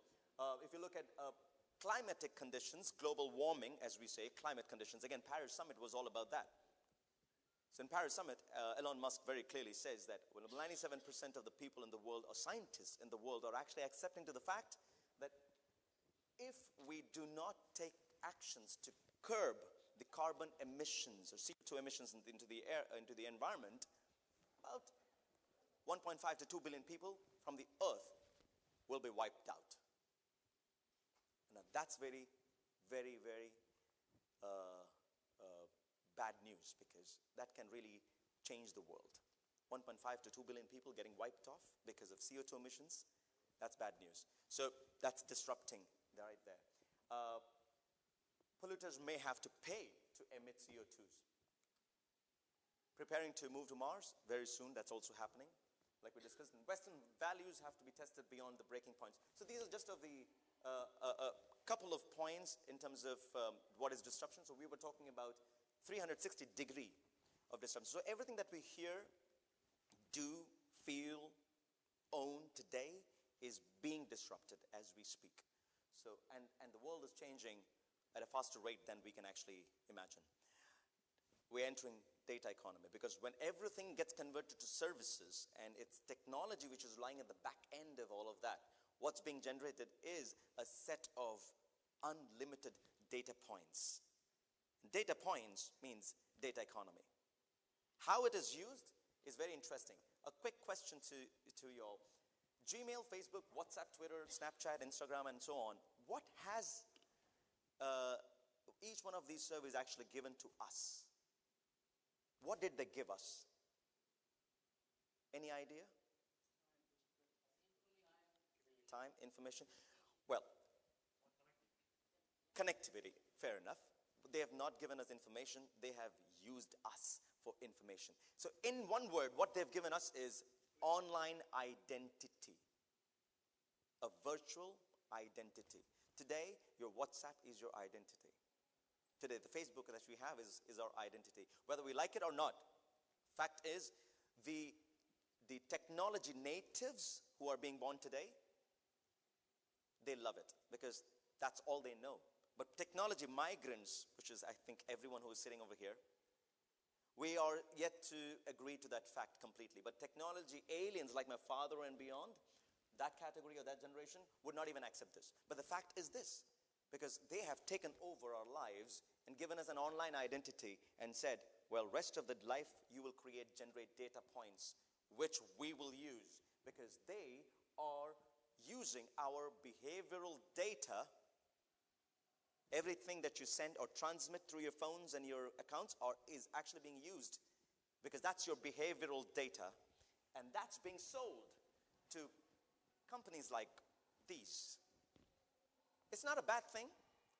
I'm not talking about it as a negative aspect, but that's a fact. So if we don't look at it as a fact, we would not realize that this is the data economy. We are already sitting right in the middle of it. So data economy is going to govern the world, not just the oil part of it. So when we're looking at innovative ideas, let's be really disruptive and look at all the sectors. And trust me, all the sectors is connected to data economy. Again, European Commission talks about data, says about 40,000 exabytes of data would be generated in the years to come, very soon. If you look at education, even that market has been disrupted so massively.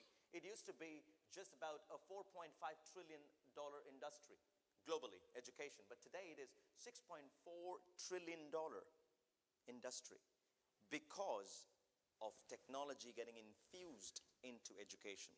That's why now The brick and mortar institutions like colleges and universities are being replaced. Even Harvard, Stanford, or any of these are actually doing that. Okay, so we're moving on to this one. This is the last part of it, which talks about internet businesses, the biggest internet businesses in 2030 being education business. So that's one of the things. So basically, we have entered data economy, and my objective of presenting this was to bring this to your notice. If you would like to discuss with us more in detail, please feel free to meet our team. We'll be right there, and we would have a detailed discussion. Once again, this is a great platform that Mr. Sajit and Mr. Anoop has put together in IBMC, and we want to thank Dr. Tariq Nizami for giving us this platform as well to share our thoughts on global disruption. So thank you very much. If I have exceeded my time, I beg your I'm going to be very strict henceforth. Right, so thank you very much. And penalty points are coming your way. Data economy. Data economy. All right, thank you very much. Have a great day ahead. Thank you. Wonderful, wonderful, Joe. That was very, very insightful. You could write a book. We'll definitely catch you during the networking. And Dr. Tariq Ahmed Nizami, you are certainly driven by a passion to succeed, which is so natural. You have been definitely an inspiration this morning with your acronym FORCE, and of course, the sky is the limit. Before we proceed, we would like to honor and thank Dr. Tariq Ahmed Nizami by extending a token of appreciation. On this note, CEO of IBMC, Mr. Sajit Kumar, and CBO, Mr. Anoop PS, and board members, shareholders of the IBMC, may I have you all forward to capture a snapshot.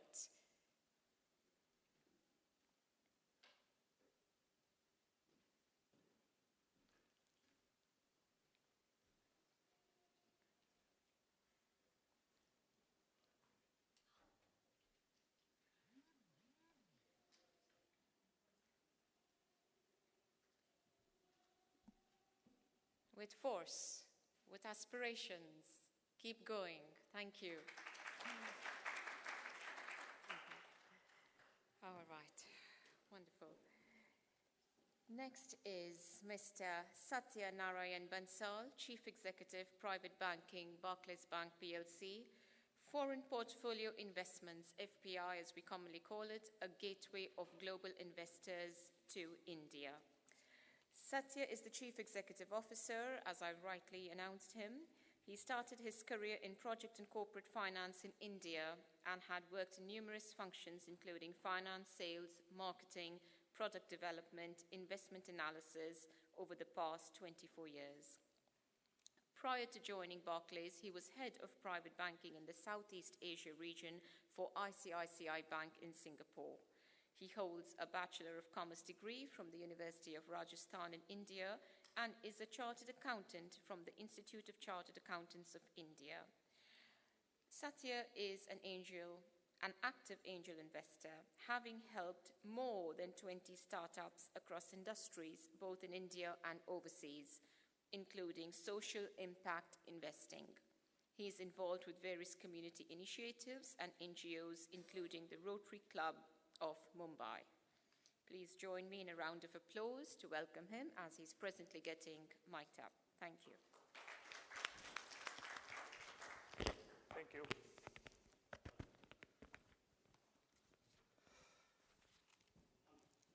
Am I audible?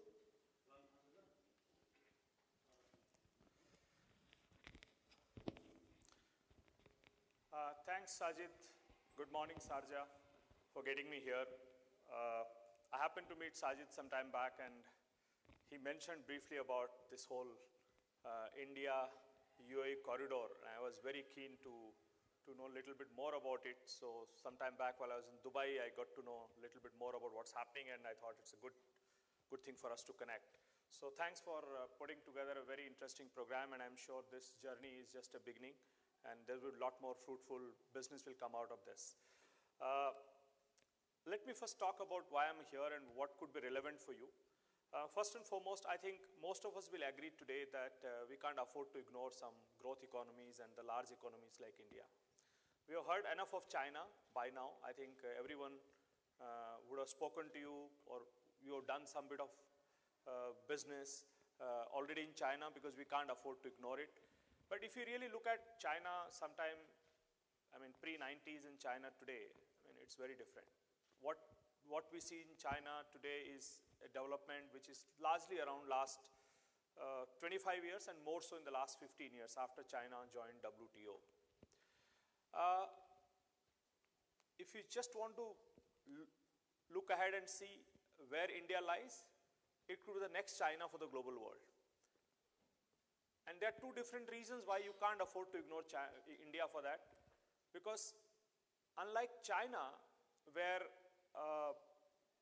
the large amount of activity is still driven by state, India is still a private family-owned businesses which are driving the economy, and they have been doing it more on a kind of a, you can say, open architecture where everyone is free to do what they like, and it's a very competitive economy. State intervention is far less. It's a far more open economy than possibly you would have otherwise thought. And more importantly, it is again a very, very domestic demand-driven economy. I don't think we are able to, we often compare India and China on the same basket, but it can't be compared because India, the share of export to GDP is still less than 15%. So 85% of GDP is still domestically driven, which means that the economy itself is a very vibrant, and that really keeps the momentum going. So irrespective of the various market volatility that we would have come across, we have still seen a growth base level at around 6% to 6.5% level across market cycles. And with a positive direction, which what we can possibly see with the current government pushing the accelerator and setting the direction right, this 7.5% is naturally given. And if I can just simply add some more initiative which is happening in Indian context, like the recent change in the GST, my personal belief and our belief is that that itself would add another 1% to 1.5% to GDP in the next 2 years. So we are talking of an economy next to us, next to UAE, which is sizable, which is growing somewhere in the range of around 7% to 8.5%. We can debate whether what number you would like to. You cannot afford to ignore. There's a lot more we can do by bringing this corridor together. However, the key challenge is how to access this corridor. Now, you may be part of some large organization representing here, you may be part of some mid-market organizations, you have expansion plan. How do you want to tap a market like India? If that be the case, then let's first simplify the whole approach. First and foremost, I would like to give you my own impression. I've stayed abroad enough number of years, and when I came back, general impression that I get from foreign investor, India is not open. It's a very closed economy. Please don't believe in the statement if it's just somebody making it. I can give it to you based on our own experience, industry by industry. India is one of the most open economy today for global business and global investors. So, if you, whatever be the sector, I mean, including banking, which is considered to be very close to the, I mean, which is not open. Even the two of the biggest private sector banks are owned by more than 70% by the foreign investors.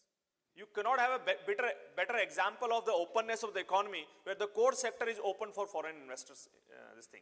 If you go from a business investment perspective, it is more or less, I think, 90% of the sectors that you would anyway talk about are open for foreign direct investment, and that to 100%. So it's one of the most open economy. The interesting aspect is, okay, if this is what we believe this is an open economy to talk, then how do we really take advantage of that openness in the economy? Now there are two ways you can do that. One is you are a business investor, you have certain strategic play to make. India is open for FDI. Is a sector very wide open. In case any one of you have got any specific interest to talk to any specific businesses or families, please reach out to our friends in IBMC. They can reach out to us. We have, as Barclays, a significant amount of market network, and we would be happy to provide the right linkages as and when you give us a sound, you shout to us. We would be happy to connect you to the leaders in the specific sectors if there is anything that we could be relevant to you. We would be happy to provide the linkages both ways. So in case you want to have any kind of partnership for representing any of the companies in UAE for that matter, in case you want to reach out, I'm sure our friends in IBMC can connect you there. So from a business to business connectivity perspective, FTI is an open access, I believe, both ways, and we should take advantage of it. The second question which comes is, okay, I'm not going to remain only a business investor. My objective is to basically invest in India as a market, invest in India as an economy. How do I do it?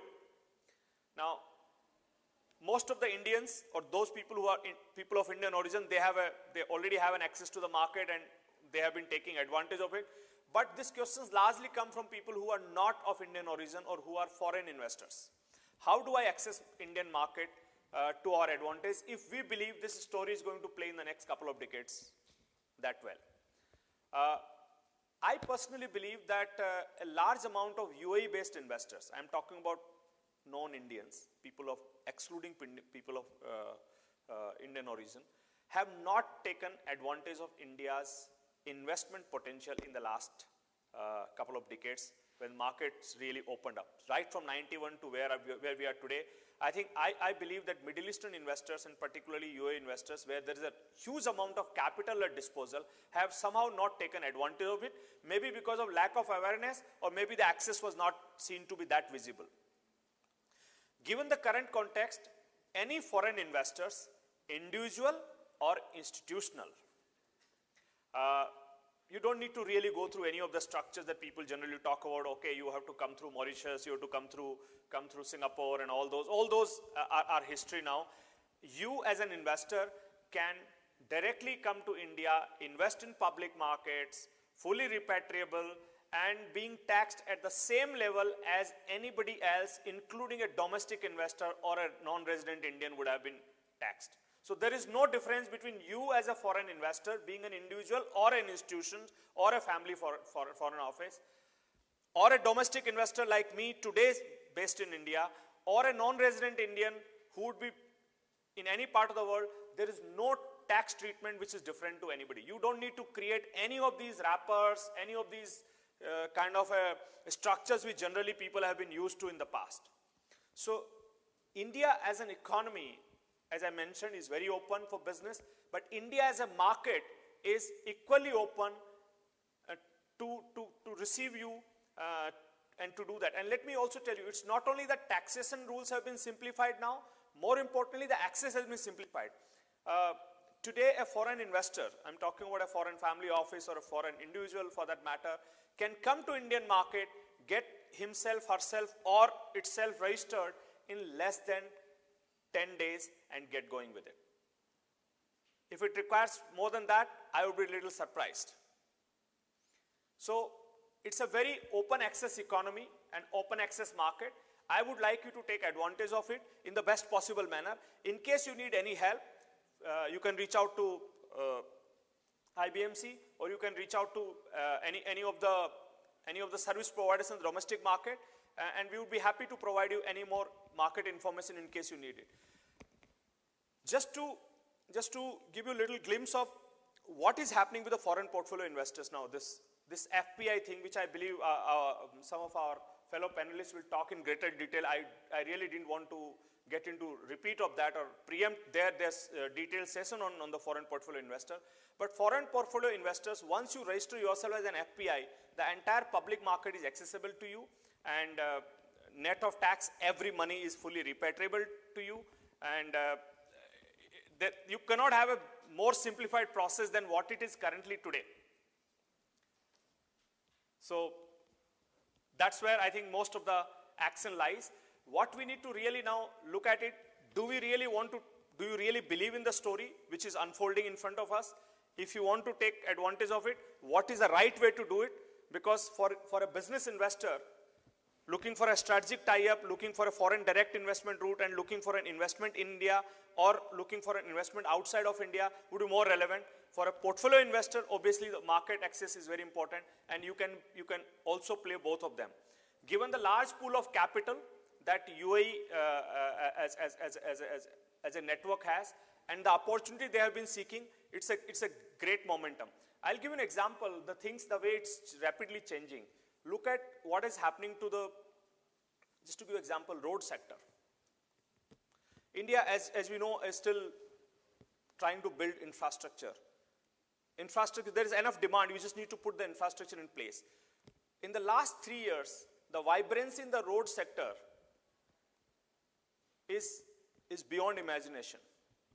Why I'm saying so? Because today, the construction speed, daily construction of national roads has already gone up from almost like 10 kilometers a day to it's almost like 30 kilometers a day.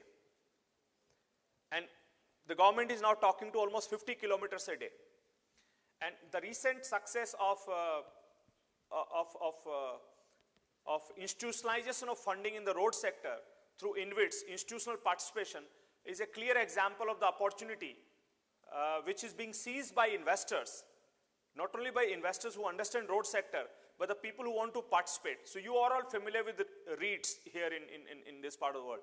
Now the road sector REITs, which is what is called the InvITs, have come, and the amount of success that we had in one recent issue which we had is a clear example of institutionalizing the opportunity for investors. Look at the way the power sector reforms have happened, particularly look at the solar, we can talk about some of these things in as much detail. I believe we are falling short of time. Niti, how much time do I have? Couple of minutes? Okay. So look at what has happened in the solar sector. It has become one of the most vibrant place. So most of the, you can say, solar players globally are coming to India and talking about various things they can do. They are not only talking about on-grid solar, but they are also talking about off-grid solar. And the price point today, people have been talking about grid parity in solar. Means when I say grid parity means the price of the solar will be at par with any other source of fuel that you can think of it. Today solar prices in India are almost like 3.5 rupees, which is per unit. I think this is almost at par than other sources of power that we can think of it. And India is becoming now one of the most disruptive play in the solar space by bringing down the cost continuously. And the prices of solar power has come down from as high as 16 rupees till few years back, about 5 years back, to almost like 3 rupees. So we already achieved like 80% reduction of the cost of solar power in India. And because of the sheer scale it operates, it is able to provide the massive opportunity to global investors, both the technology players as well as the investors. I can go on and talk about sector after sector, but my limited point is that given the size of the domestic market itself and the growth momentum that India currently is going through, for any business investor or a foreign portfolio investor to stay away from it, it may not be a great idea. So you have to calibrate your response to the opportunity and take advantage of it. I really don't want to rattle more about it. I would be happy to take any questions or comments that you may like to have so that we can make it a little more interactive. So please go ahead, audience. Microphones, please, for the audience. You could come here, Anoop. You could come to my...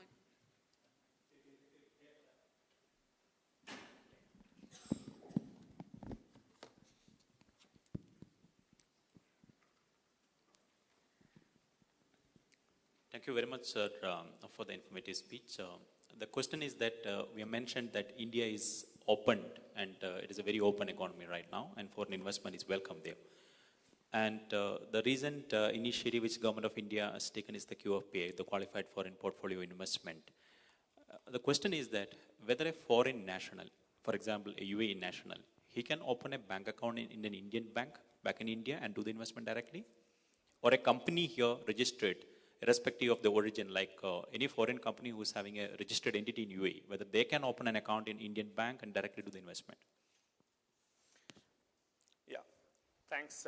It's a very interesting question. So any foreign national, an individual, or a company owned by foreign nationals can open their bank account and handle investment through that in India.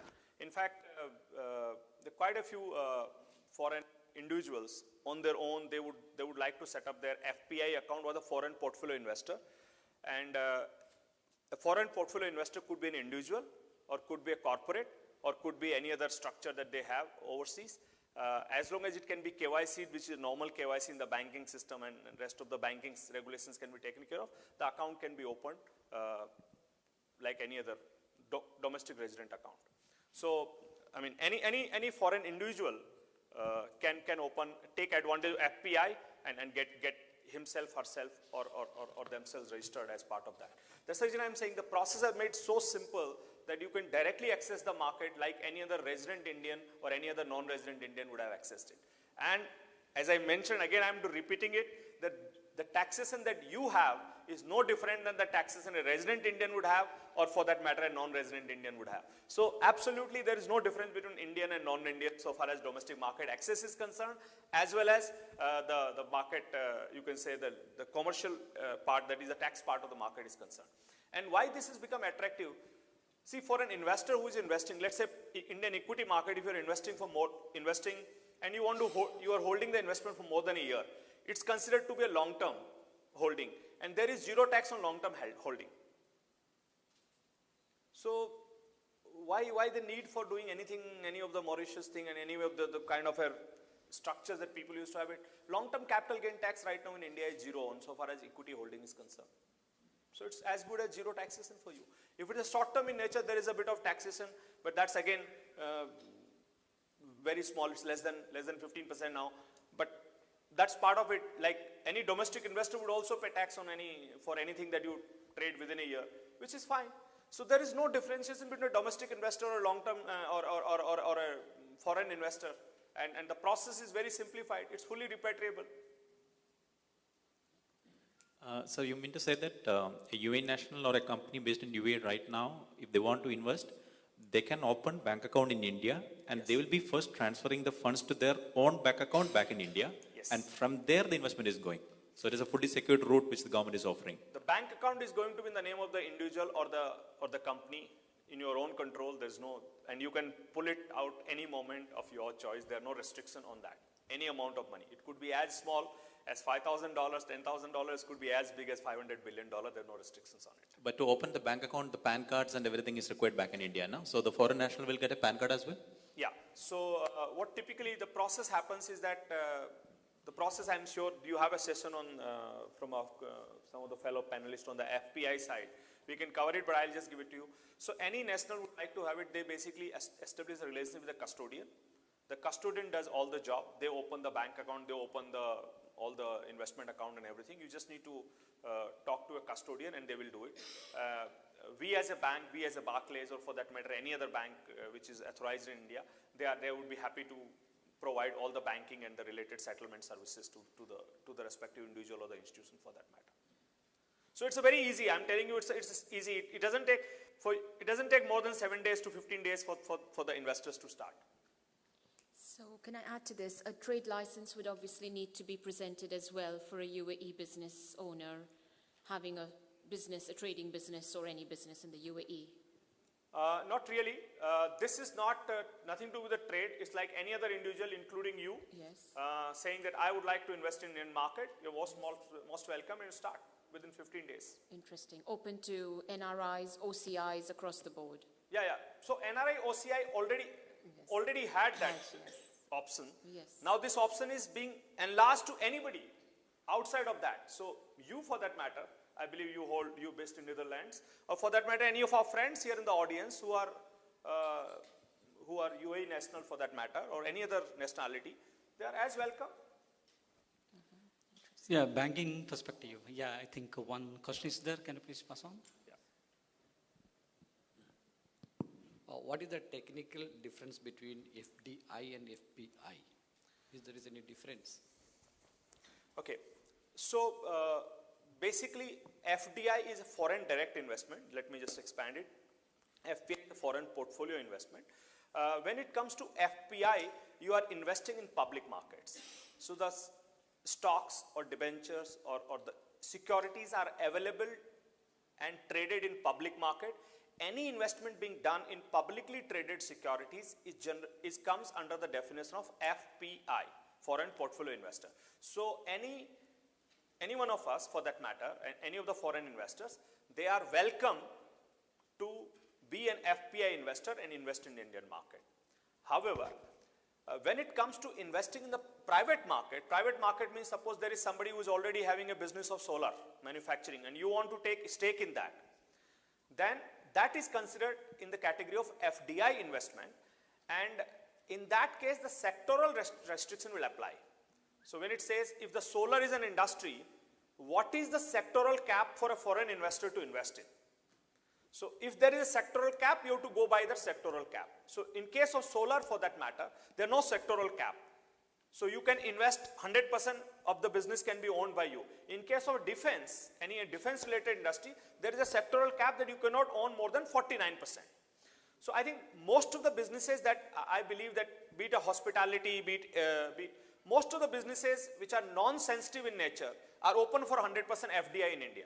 So for UAE as a business community, it could be a great opportunity for FDI investment to take a business stake or to see if there is some more businesses which they can like to take out from India and expand it globally by using the UAE network here, or FPI opportunities both ways. But what I am saying is if you are not able to freeze on FDI, at least take advantage of FPI, because FDI takes time. You have to go and scan the market, whom you want to partner, to what extent you want to partner, on what terms you want to partner.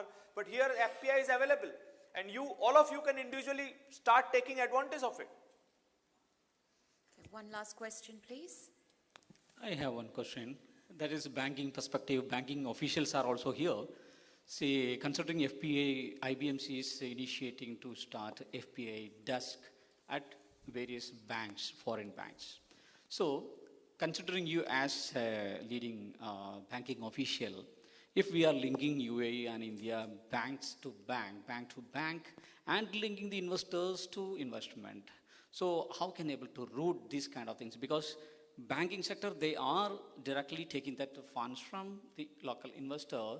They are trusting local bank. Yeah. So they want to, on behalf of these investors, they want to invest into this FPI route, whether it is possible or not.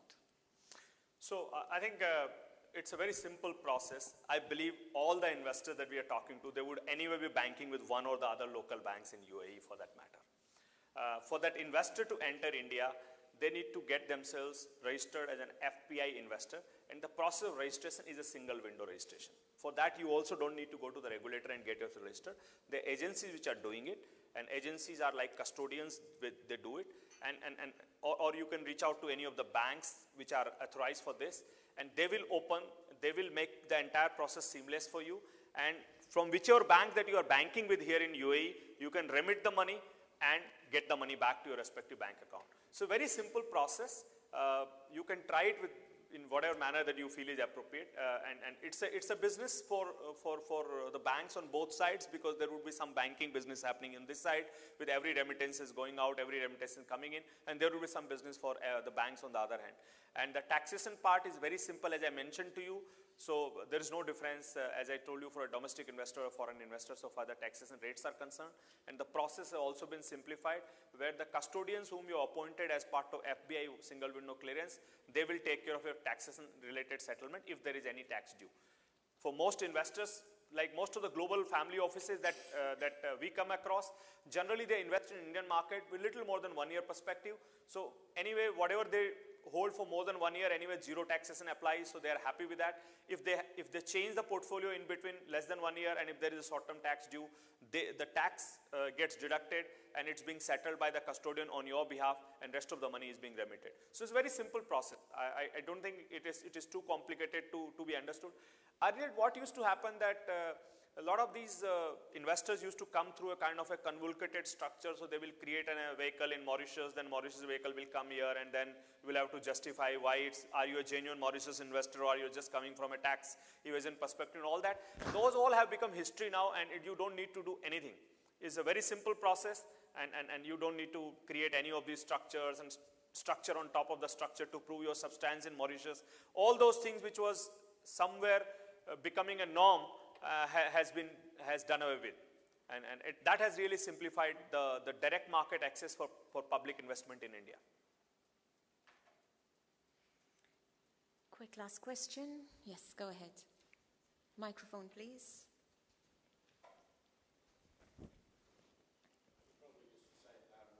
All right. The KYC process, is it something that an individual can do very simply? Do they have to be in India to do the KYC process? The KYC and MAL process globally hasn't got a gold standard, so I'm just wondering how you cope with that. If I'm an individual investor looking to invest maybe $50,000, not $5 million, is it worth my while?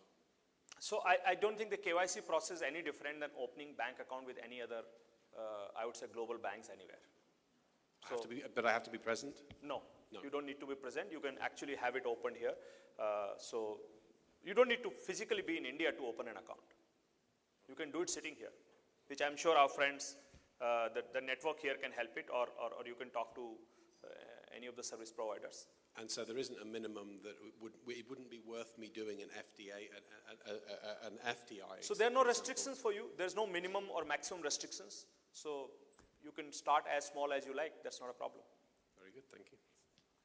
So can I add to that? Would it be, for example, with a bank that's already existing in the UAE, for example, Bank of Baroda, we would just go there as a foreign national, they would open the account, do the due diligence, send the documents to India, and the account is up and running.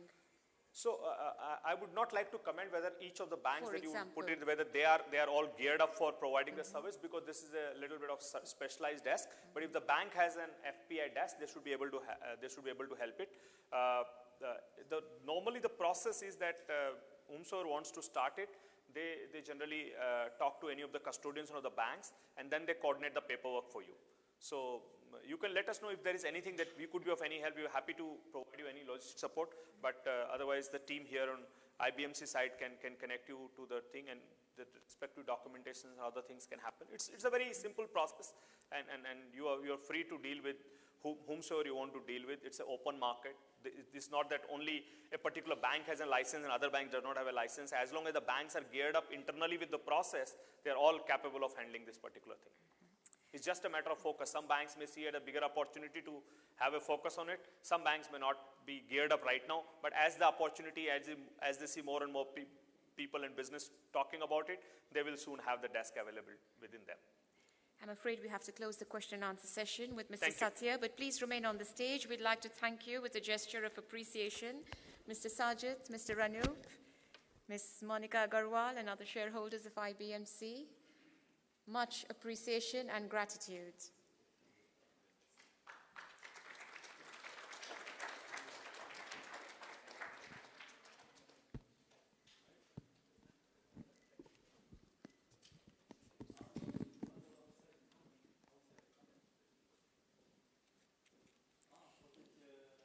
We will now proceed, thank you very much, with technology-oriented education and business opportunities. Remember, it's a data world, knowledge economy, time is money, we're on the information highway. We have an expert, Mr. Adnan Mohammad bin Abdullah, who is the founder and managing director of E-Tekan and Bahanes General Trading Company. May I request technical gentlemen to mic Mr. Adnan Mohammad bin Abdullah so that he's ready with his speech and presentation. Mr. Adnan Mohammad bin Abdullah is a self-esteemed developer, trainer, and mentor. He has spent 17 years working in business development and information technologies. His objectives became more realistic and valuable, believing that literacy is the part of a nation's development. He is a strong believer that learning is from the cradle to the grave. He has received 2 master's degrees in quality management from Wollongong University in Dubai and in business administration from Columbus University in the United States of America. You can find him not just here, but he's very active on social media, LinkedIn, Twitter, and the rest of the social media engines. Join me in a round of applause.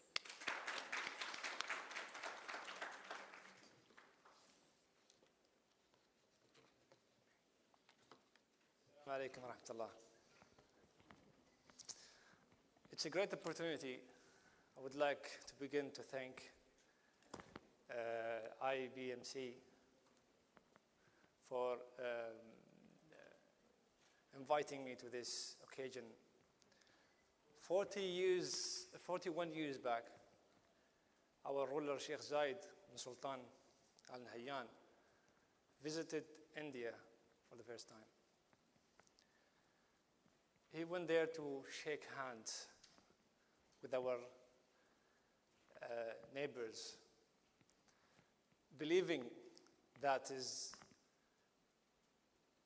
the nation of India is our connection to the Asia and the other part of the world. It's not just that, he also went to strong the relation, strong the communication, and he was very welcomed on that day.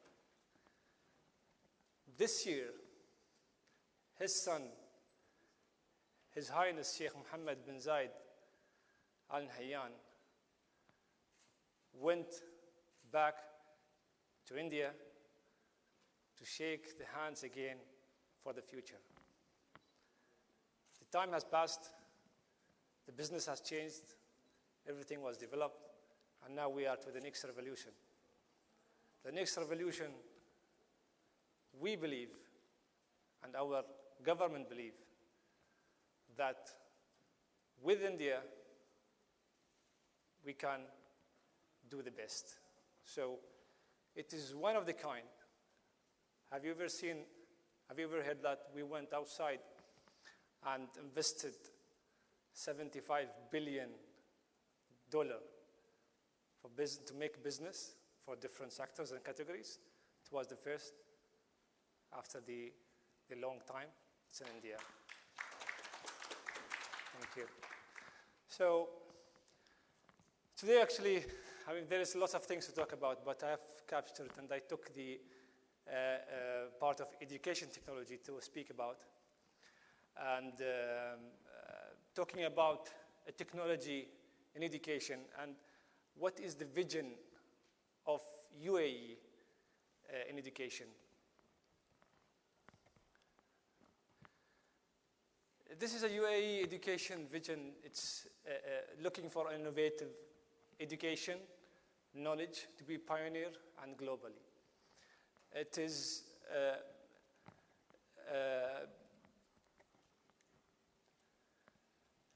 it's linked with an agenda of, as a UAE national agenda, is that education is a fundamental element for development of nations and the best investment in youth. Believing that the youth will lead the coming generation doing a business, bringing new stuff to the humanity.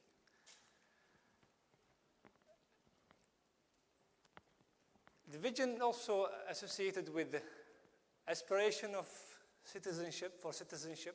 UAE looking at this point of aspiration of citizenship, a spirit of entrepreneurship, and enhanced educational attainment, knowledge-based economy driven by innovation, research, science, and technology. For the last 4 years, the UAE government started to invest heavily in the economy, and they have put the categories. They have defined it as the first economy players are the youth. By how do we get the youth to that level of business or economy, to raise the economy? Of course, we need to educate them. Education, when we say education, it covers everything. So the youth will be educated. They will be given an opportunity to learn about the business. They would need to put their hands, not just within UAE territories, the UAE and also our neighbors. And the best and the closest neighbor in the business ever, it's India.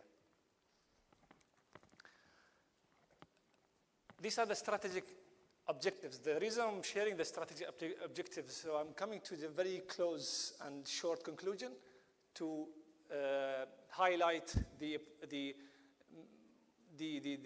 opportunities and the way forward that can be taken in education technology. The UAE ensures inclusive quality education per school. This is what they're looking for as a strategic object. They want to attract, prepare students to enroll in higher education, internally and externally, and enlighten them and put them in the business and as a labor and get experience out of the business. They want to ensure quality, efficiency, and good governance, educational and institutional performance, including the delivery of teaching. All these strategic, I don't want to go and read through them, but all these strategic are the elements and the objects to take the education to the next level, linking the education with the growth of the country in business, in lifestyle, in healthcare, in most of the sectors doing it in a business with it. UAE is adopting an international philosophy of education technology. That's an effective education technology plan should be able to improve the curriculum, offering all students, providing consistent and high quality professional development of all teachers. So if we can read them between these lines, we need to improve. To improve education, we need to improve curriculums, we need to improve teachers, we need to improve students, we need to improve content. So all that is required. Now, a way to do it. With the revolutions happening now, the technology, it's be the gate, the way to do and to develop the education to the next level. This picture shows how the change happened in the schools. In early years, we did not even have hands-on any of these electronic things and things. We've been just taught by papers and the papers and just reading, not seeing much of that. The capabilities was not to that level. But today, personally, I've been going through the schools where the grade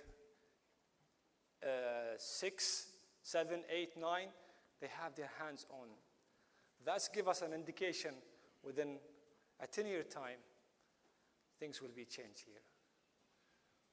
Plus, adding to that, the vision of the UAE government working on the youth. Some of Ministry of Education agenda is to help that happen, is to bring some assessment tools to assist the students at the beginning of their journey, enroll rate in per schools, percentage of schools with high quality. So here, the Ministry of Education trying to line with the government vision to raise. So they are putting pillars there.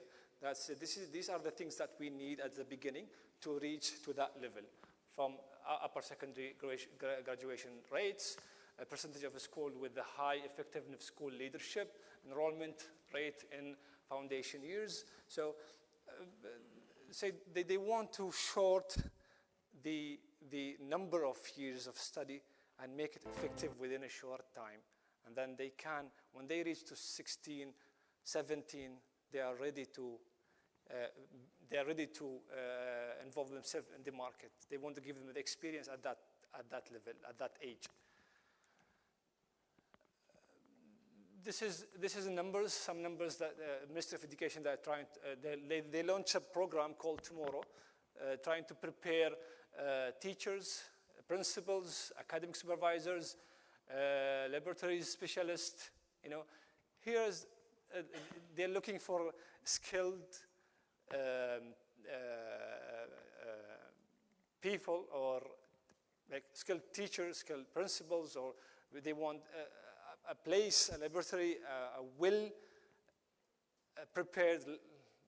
labs to do the to achieve the purpose of learning in sophisticated way, in high level. So the opportunities of a next education technology for the students are these points mainly, and it could be more on this, but I've triggered all the new technology which we are working on. We are creating a content for schools, for students to learn using an augmented reality technology, the virtual reality, using the glasses for the virtual reality, putting the students on the putting the students within the reality, looking at the object of 3D, can move it, can interact with it, so they learn, they use most of their senses, and that keeps the knowledge digged in their brains. Game-based learning, that we have tried it, and we have a good experience with that. A student or a children, when he play a game with the meaning of sending a message, a positive message, of the way that he need to think for his future is to be creative, to be innovative, to be healthy. So the lifestyle, that will drive the education and the student to the next level.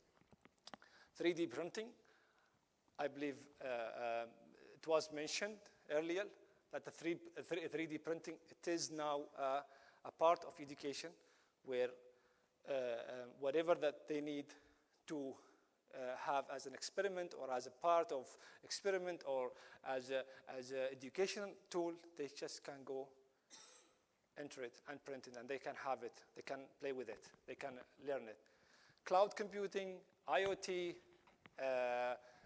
all this is new in UAE. There's not much of this. This is as needed in UAE. Education, to take education to aligning with the new innovation, this is needed in UAE. This is what is coming. This is what we need. So an opportunity of investing in these technologies, and creating an educational, again, platform, or a place where the UAE can benefit out of it, and have an even mutual benefit out with India. Today we know some state in Indians, they are very famous of technology, and we are sure they can deliver this, and they can create that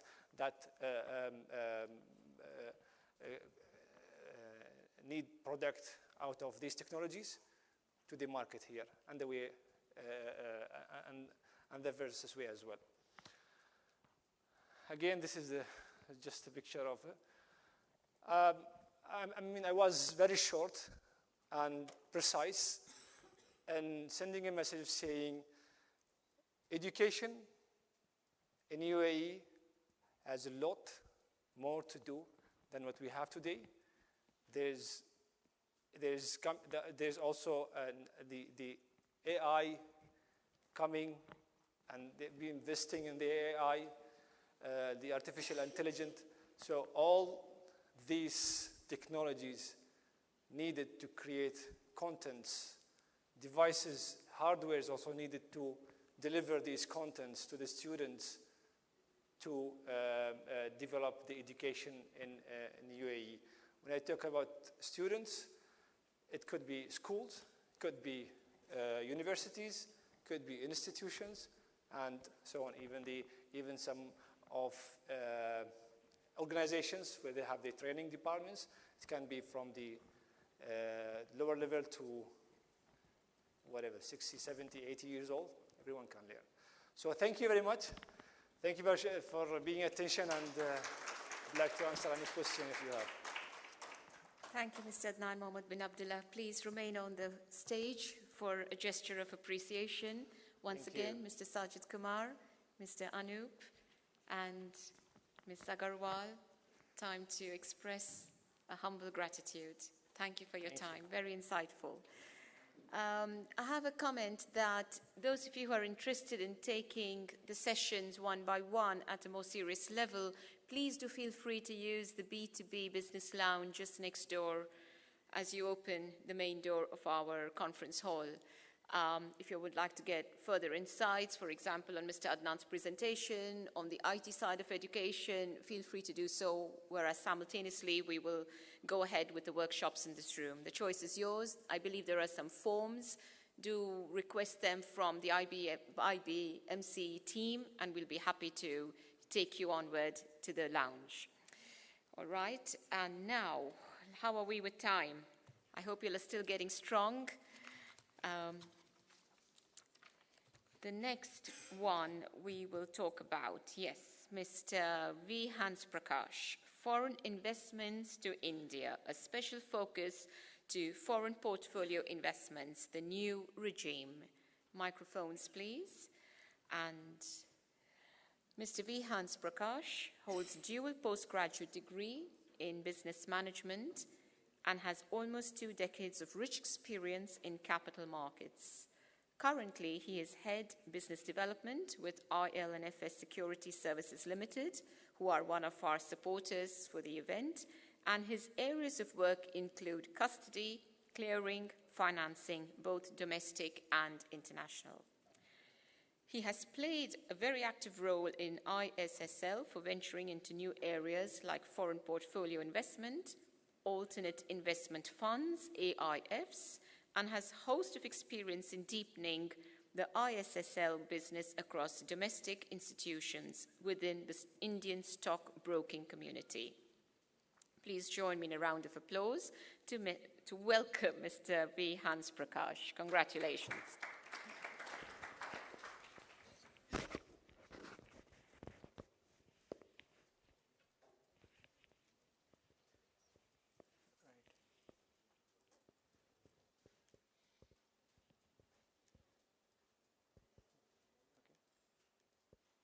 Thank you. Good afternoon, guys. Good afternoon. Wake up. Very important. So there's a lot of coffee outside. If people are interested in having coffee and sitting in this, so-called session, which is actually very interesting because it talks about my country, right? So. So, there have been decades we had been cribbing about how India is in terms of investment, what we are, who we are. You look at any old James Bond movie, we are snake charmers, nothing else, right? We are kings with turbans, right? And what do you see? It's a kind of backward country, right?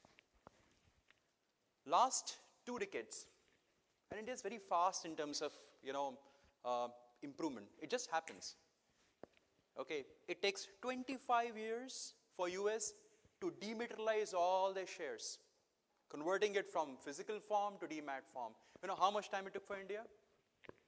4 years. Okay, which?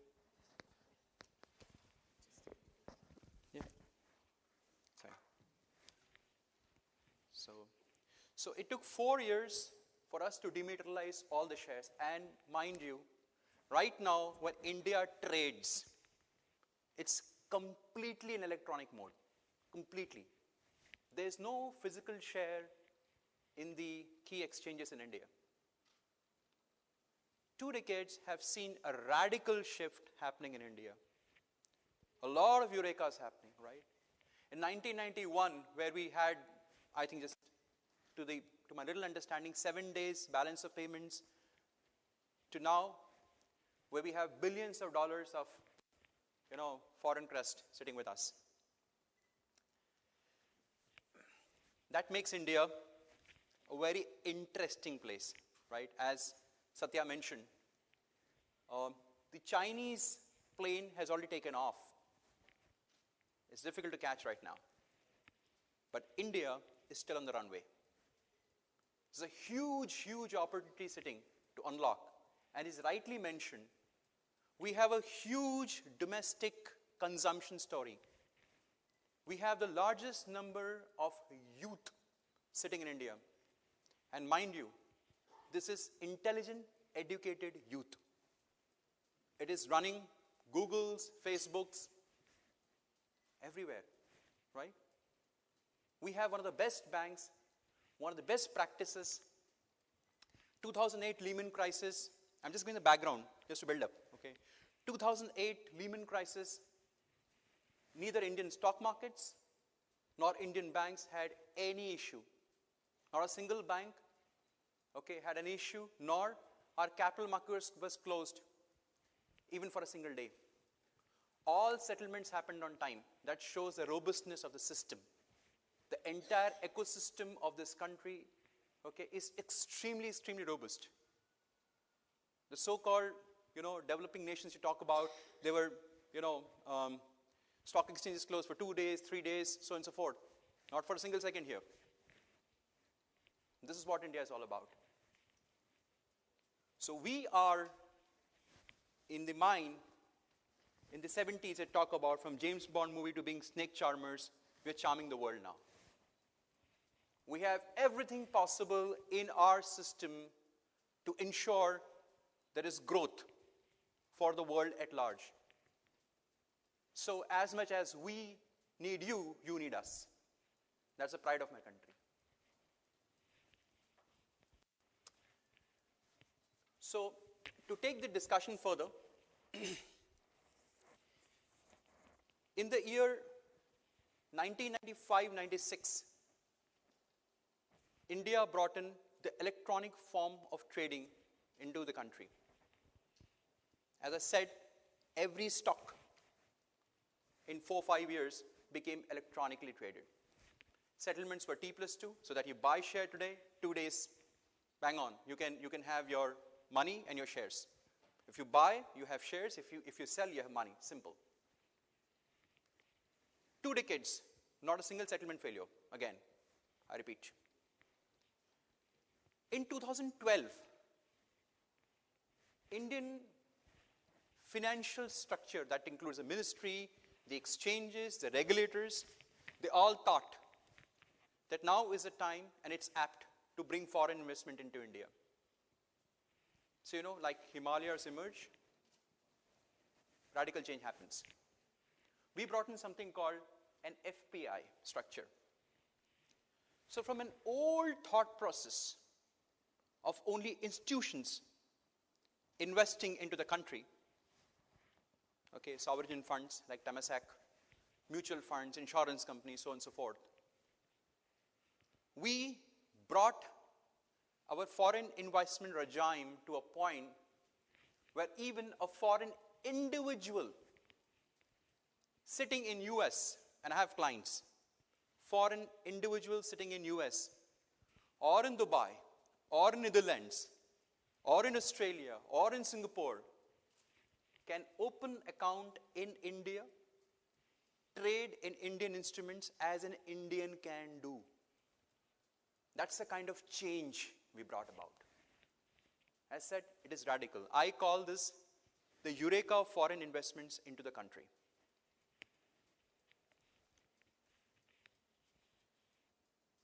So I don't know if you've seen Indian movies, when there are superstars, in the movies. So there's a huge build-up given, right? There are movie stars like Rajinikanth, Amitabh Bachchan, okay, or Shah Rukh Khan, there's a huge build-up given, right? This is what exactly I did here. And believe me, everything that I'm saying here is as true as what these guys are. So what I'm going to cover about me. Of course, I'll brag about myself. I'm here on behalf of my company. They have paid. Okay, so I'm going to brag about them for sure.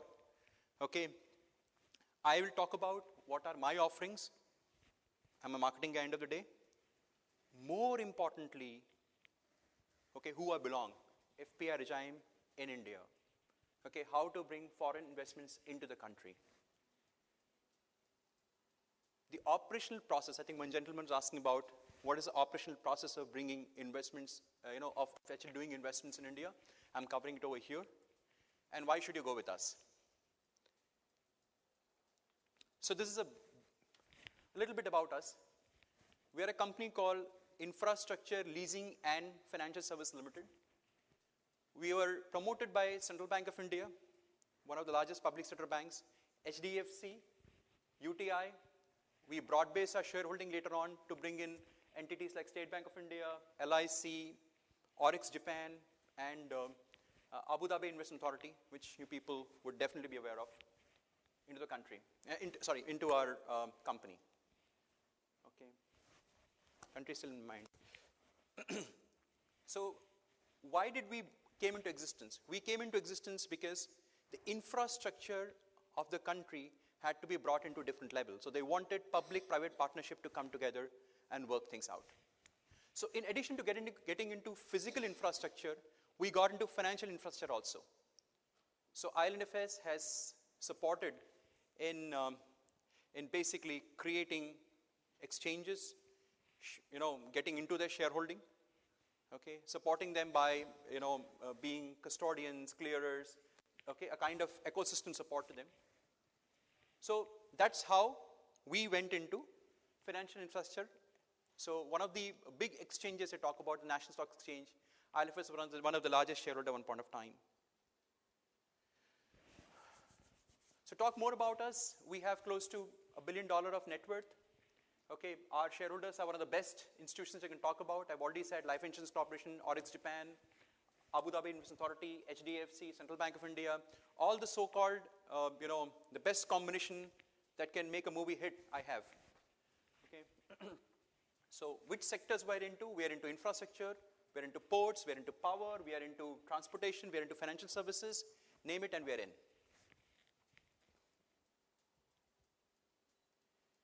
So this is about my entity. So my entity is a part of the entire global conglomerate ILNFS. It's called ILNFS Security Service Limited. Right? The job of this entity is to deal with capital markets and ensure we deepen capital markets in the system. At the same time, getting business out of it. We have, over a period of time, emerged as market leaders in most of the business segments we're talking about. We are the largest clearer in India. We are the largest custodian for the alternate investment fund. Okay, we are one of the largest providers of mutual fund custody in India. We have playing a very significant role in the stock lending and borrowing system. So if you see, wherever there is a need to build in the ecosystem, we are there, and we are there with a lot of strength. So these are services I provide. As I said, we provide depository services for safekeeping of electronic securities. We provide loan against shares against those electronic shares. If somebody wants a loan against it, we do that. We do clearing in equity, currency, and commodity. In fact, we're the largest in that space. We hold as good as 25% market share in that area. And so every fourth trade and exchange gets cleared by us. We are designated depository participant by FPI. Now, this is the most important thing. When you say, who do you need to look at if you want to get into the country, it is this DDP which helps the foreign portfolio investor enter into the country. Right? So we are the door for you inside.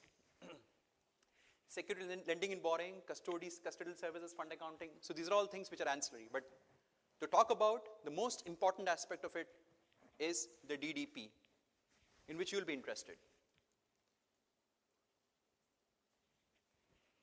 So what do?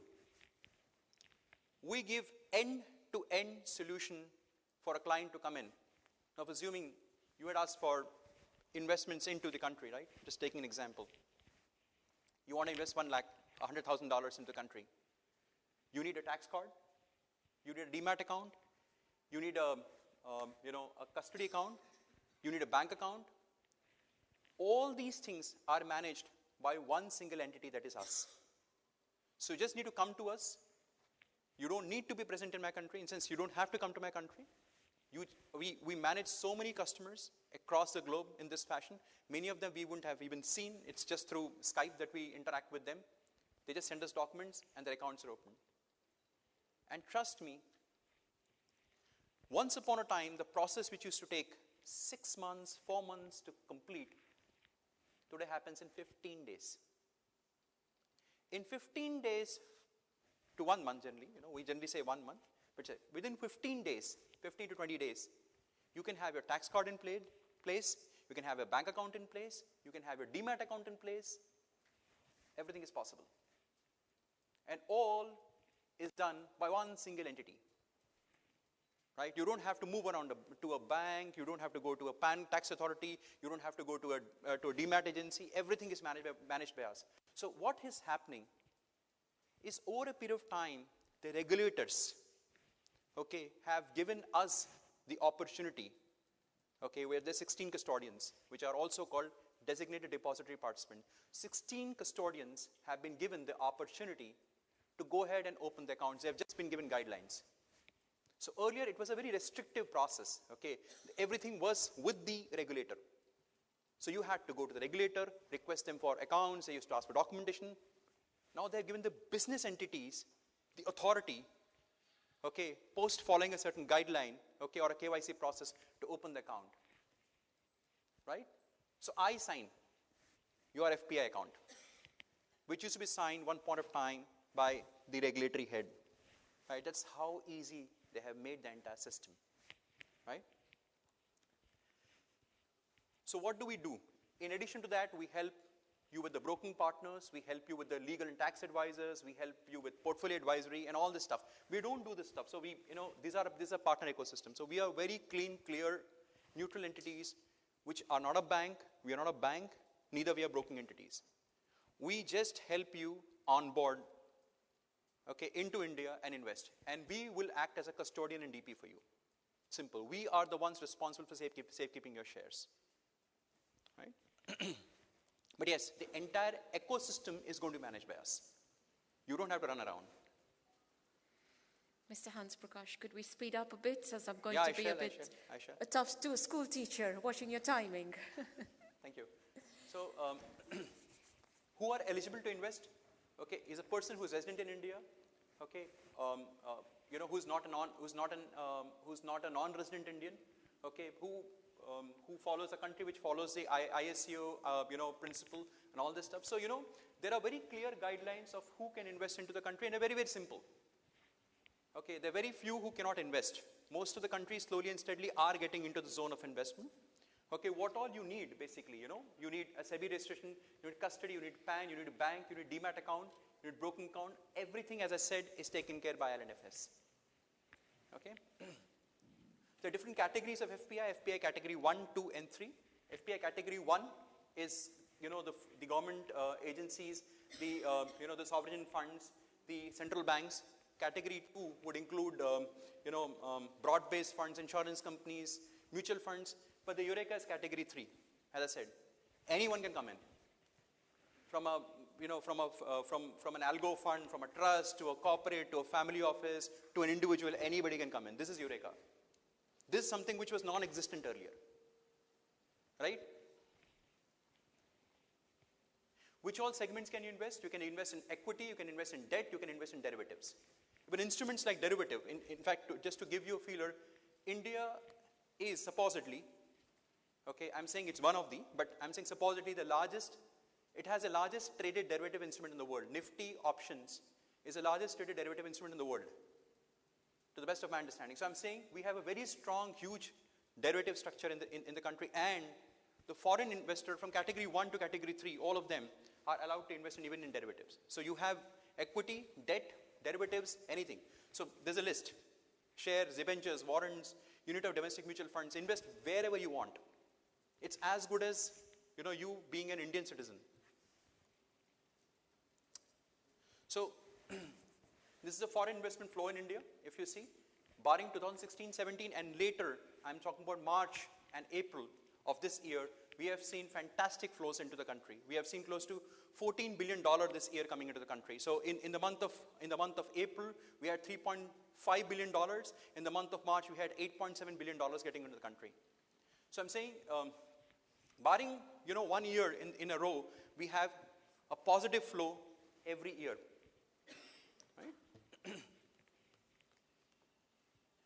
The list of countries which are investing into India: US, Mauritius, Singapore. You look at the quantum of investment.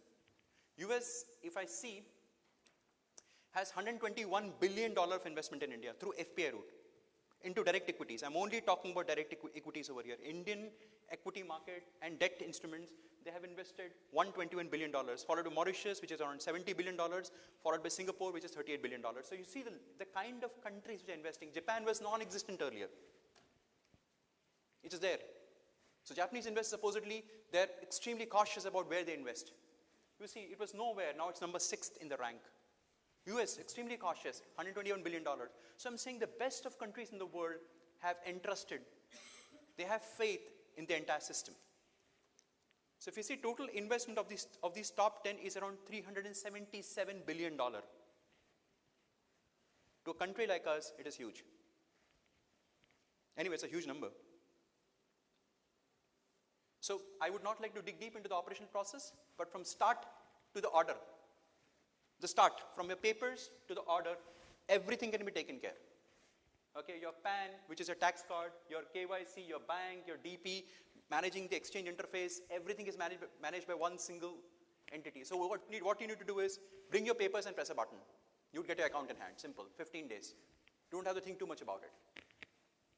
And by the way, we have put in this 1 month criteria. Our government has come back and said, initially it was needed for you to have a tax card in place before you go ahead with every other thing like a bank or a demat account or something of that sort. Now it's not needed. A tax card can be in parallel.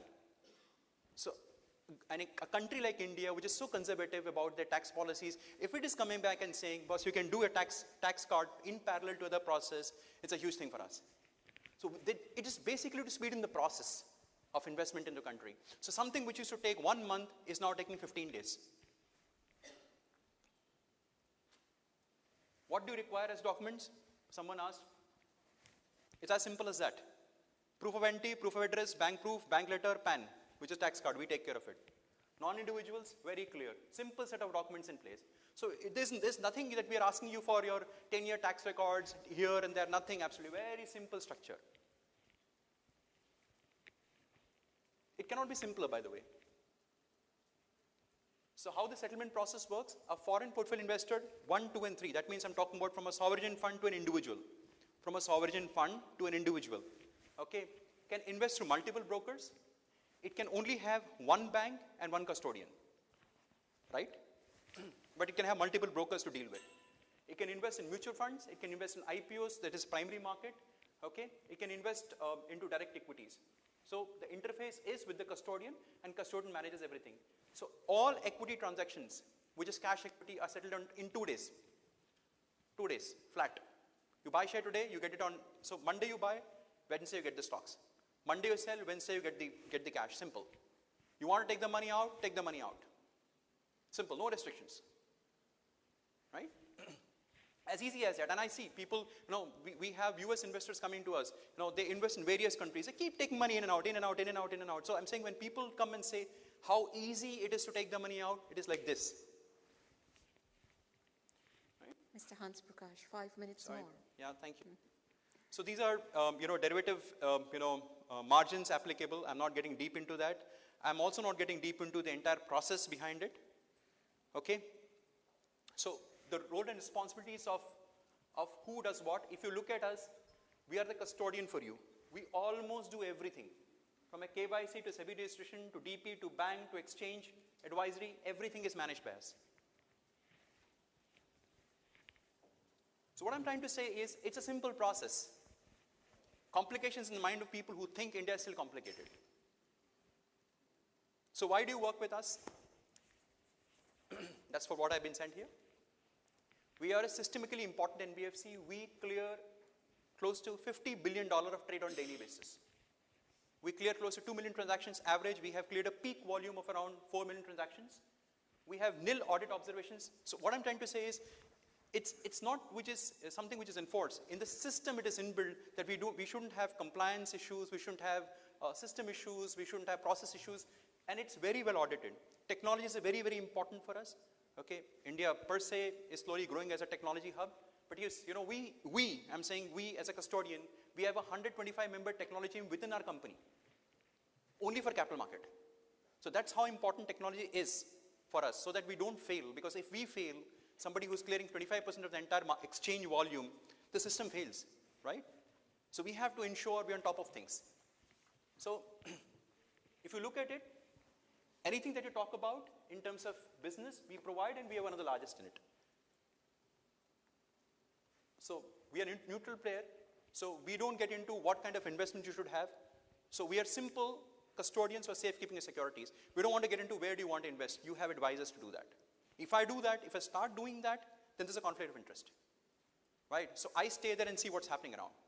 Simple. If I see something going wrong, I'll come back and tell you, this is going wrong, please, right? That's my job, okay? We have gone back to a facility of something called auto confirmation trade. So basically, today, if you do a derivative trade, in India, the trade gets accepted 18 milliseconds. 18 milliseconds is trade acceptance time. So the minute the trade is done and it's accepted into your account, it's 18 milliseconds. Which actually, this, okay? These are the kind of people we support. We support high frequency players, we support algo players, hedge funds, banks, trusts, family office, individual brokers. These are a list of countries that we're into. Is there any country missing actually? You want him to be rocket, ma'am? I've done it. Fabulous, fabulous. Thank you. Stunning. I suggest you'll have many autographs very soon being taken. The business lounge, as I repeat, is open. We have an expert on custodian services, the hows, the whys, the processes, the terminology. So take it forward during or after lunch. I would have offered you all a coffee break, but for those of you who want a coffee or a tea or a juice, raise your hands and I'll get it in. All right? All right, everybody. All right, can somebody send a message, please, to get 3 staff of the lovely ladies and a gentleman there to carry some trays and keep up our caffeine levels, because this is a serious business boot camp. I mean it. Let's press on. Thank you, Mr. Hans Prakash. And can we honor you, please, with the memento of appreciation? Mr. Anoop, please come forward. Mr. Sajit Kumar, I suppose, is busy on a phone call outside, but we'll go ahead with Mr. Anoop and Ms. Monica, please. If anyone can, please send a message to Mr. Sajit Kumar outside. It would be highly appreciated.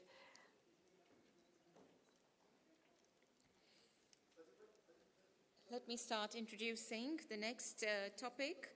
New concept of factoring, receivable finance, support to UAE SME sector companies. Mr. Dilip Herat, international factoring and banking expert, director and co-founder of the GTS Group. He was one of the earliest this morning, so well done on timekeeping. A few kind words. I'm going to introduce Mr. Dilip Herat in the meanwhile, and could he be mic'd up as well? Dilip Herat is a banking veteran with over 3 decades of multidimensional experience with leading banks such as ENBD, HSBC, and Mashreq Bank. Dilip is regarded as the pioneer of factoring in the Gulf, first spearheading the launch of the product for HSBC in 2003. Dilip was tasked with doing a similar launch for Mashreq and then headed the trade finance for the department in Mashreq Bank until 2016. In 2016, Mr. Herat founded his own company, GTS Free Zone LLC. It is headquartered in the UAE and currently has operations in India and the United States with an associate team of senior international ex-bankers. GTS primary function spans alternative funding for SMEs and corporates for working capital, trade finance, and large value capital goods financing. As I mentioned earlier, the focus of the Sharjah Emirate would be on factoring issues, SMEs, and innovative economic growth. This is done through factoring, reverse factoring, structured trade finance, and private placement structures, as well as funding backed with export credit agencies. Over now to Mr. Dilip Herat to give us the detailed technical aspects. Thank you. For that kind introduction. And thank you, IBMC, Sajit, Anoop, for inviting me here. At least two of my co-speakers this morning have talked about investment products. So you all have to take out your investment hats and wear your borrowing and lending hats here, because factoring is related to borrowing. I start off with a little bit of this thing on SME. I'm not alone when I think that SME is the backbone of any economy. It's a well-accepted fact. And UAE is no exception. The SMEs are the key catalyst that drives the economy forward. There are some interesting statistics. About 90 to 95% of registered companies in the UAE today are under the SME category. Yeah? I mean, it stands to reason. You take a big company, an MNC is like, say, Halliburton opening an office, say, in Jebel Ali, notionally. You'll need an SME to provide the catering. You'll need an SME to provide the security system. You'll need an SME to provide the, the documentation, the logistics. So the MNCs are supported by a whole range of SMEs. There's a very recent, in fact, this year itself, Meet conducted a survey of about 138 SMEs. 74 of them expect growth in the current year, okay, of between 10 to 50%. 10 companies actually expect growth of more than 50%. So it is a very dynamic sort of a sector that we see in the SME space. 70% of them expect to recruit new staff this year, right? Maximum, I've been talking to, Adnan gave a speech, he's an SME, he's innovating in education. I spoke to Manzoor Ali, he's innovating in logistics. So, the SMEs are also the driving force for innovation for any economy, okay? And so they play a very key part. And all this suggests that it's on a fast growth track, SME, okay? And at the same time, banks also seem to have adequate liquidity. But for some strange reason, when an SME goes to a bank, invariably, you will find that there's a huge divide. There's a huge disconnect. And there are various reasons for that. We'll quickly explore what are these reasons for this disconnect and whether there are ways to bridge it.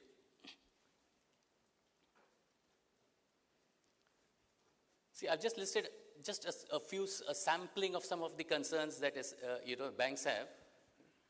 Lack of adequate transparency. There still isn't a vibrant or robust atmosphere. A lot of the auditing firms, unfortunately, especially the three-tier ones and all, the quality of audit is suspect, and therefore banks just don't seem to have the confidence to go purely on the basis of that.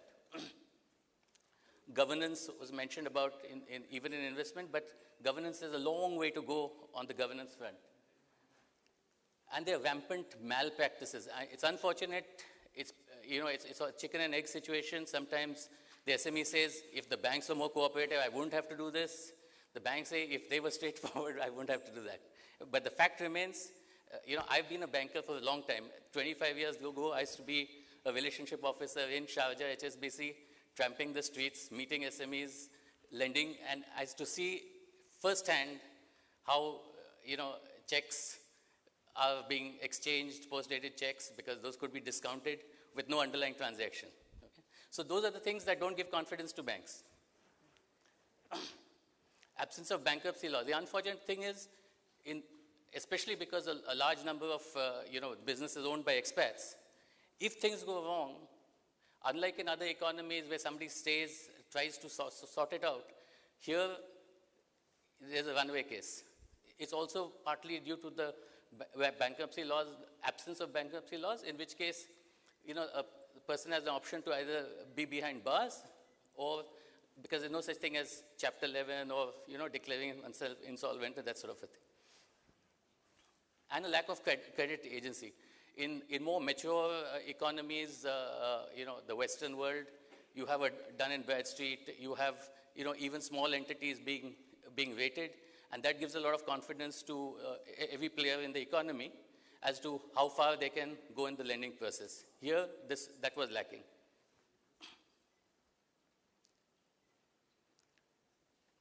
I've just given a very simple depiction. Banks, were sort of lending more on the purchase side, on the, the LC, TR, letters of credit and trust receipts, on the purchase side.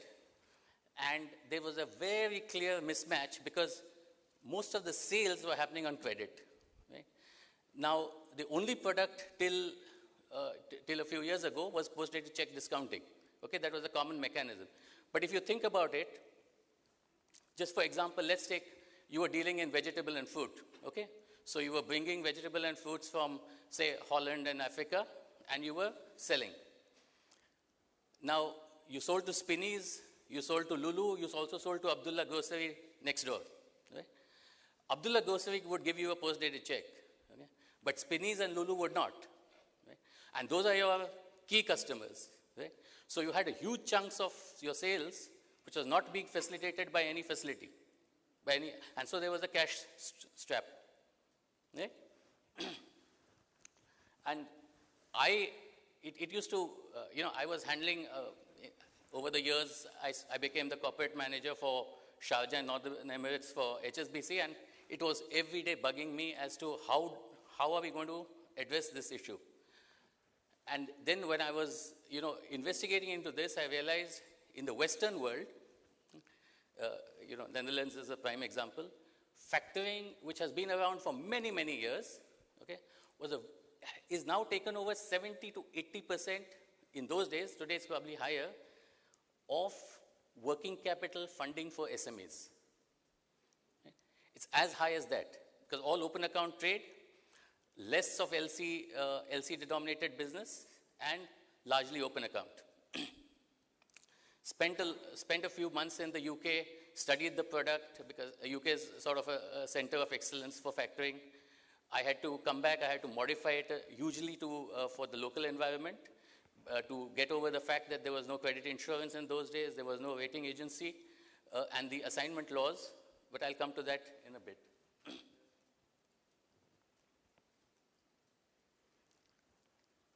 So, factoring, many of you may have just about heard about it. While it's a very, very old product, in this region it's still relatively new. Yeah? And even though I was the first one to launch it in 2003, even today I spend a lot of time with banks in still educating them on factoring because it is still not a product that has taken off. Okay? I'm 100% confident in a few years it's going to be a very robust product here as well because there's always a bit of a gap between the Western world and it's sort of getting, matured over here, but all the steps are happening in the right direction. I'm going to spend just a couple of minutes on the definition of factoring just so that everybody is on the same page. Yeah? So, in a simple way, it's a contract between the seller of goods or services, and a financial institution, which could be a bank, but we call it a factor. Right?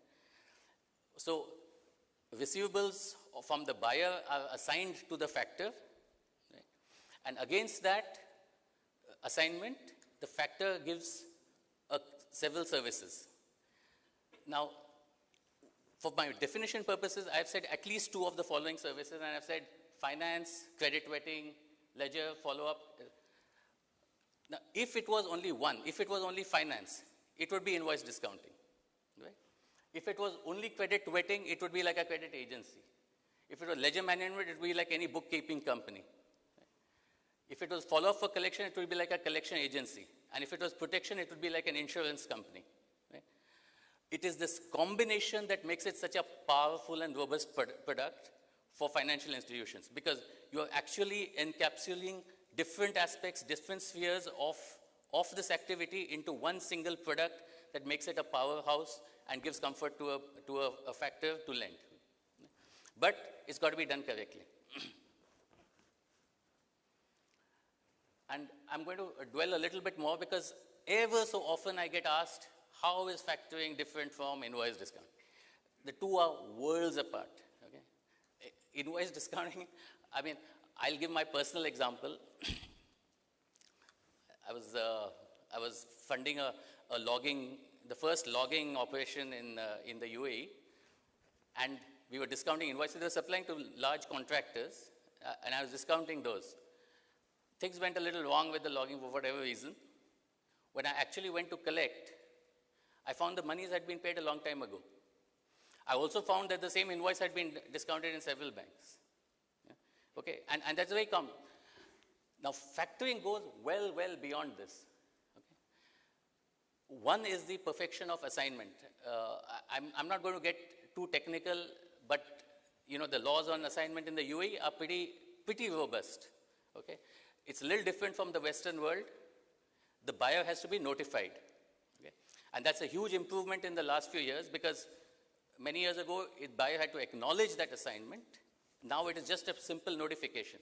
And that perfects the assignment. So it is legally enforceable. Tomorrow I can actually go to a buyer and say, look, this had been assigned to me, you have to pay. And I have proven this time and again. We've had runaway cases in the last years ever so often. And in factoring, we have always recovered our monies. Then survey, it's a survey function. Before we set up factoring, we actually go to the seller's office, we go through the ledgers, we actually go back right from purchase order to payment received, what is the cycle, we decide what's the track record with each buyer, each debtor, and then only we decide which debtors we can take and for how much. Now that adds a lot of robustness into the whole structure. Then the structure of facilities. So when I say structure of facilities, we say, okay, just let's take Carrefour for example. Do you know that if you produce an invoice to Carrefour, take a guess how much you get for it eventually, the seller? 50%. Okay? They have something known as listing fee. You want to put this pen on Carrefour, right? They'll say, yeah, sure, you can do that. 1,000 dirham listing fees. Okay?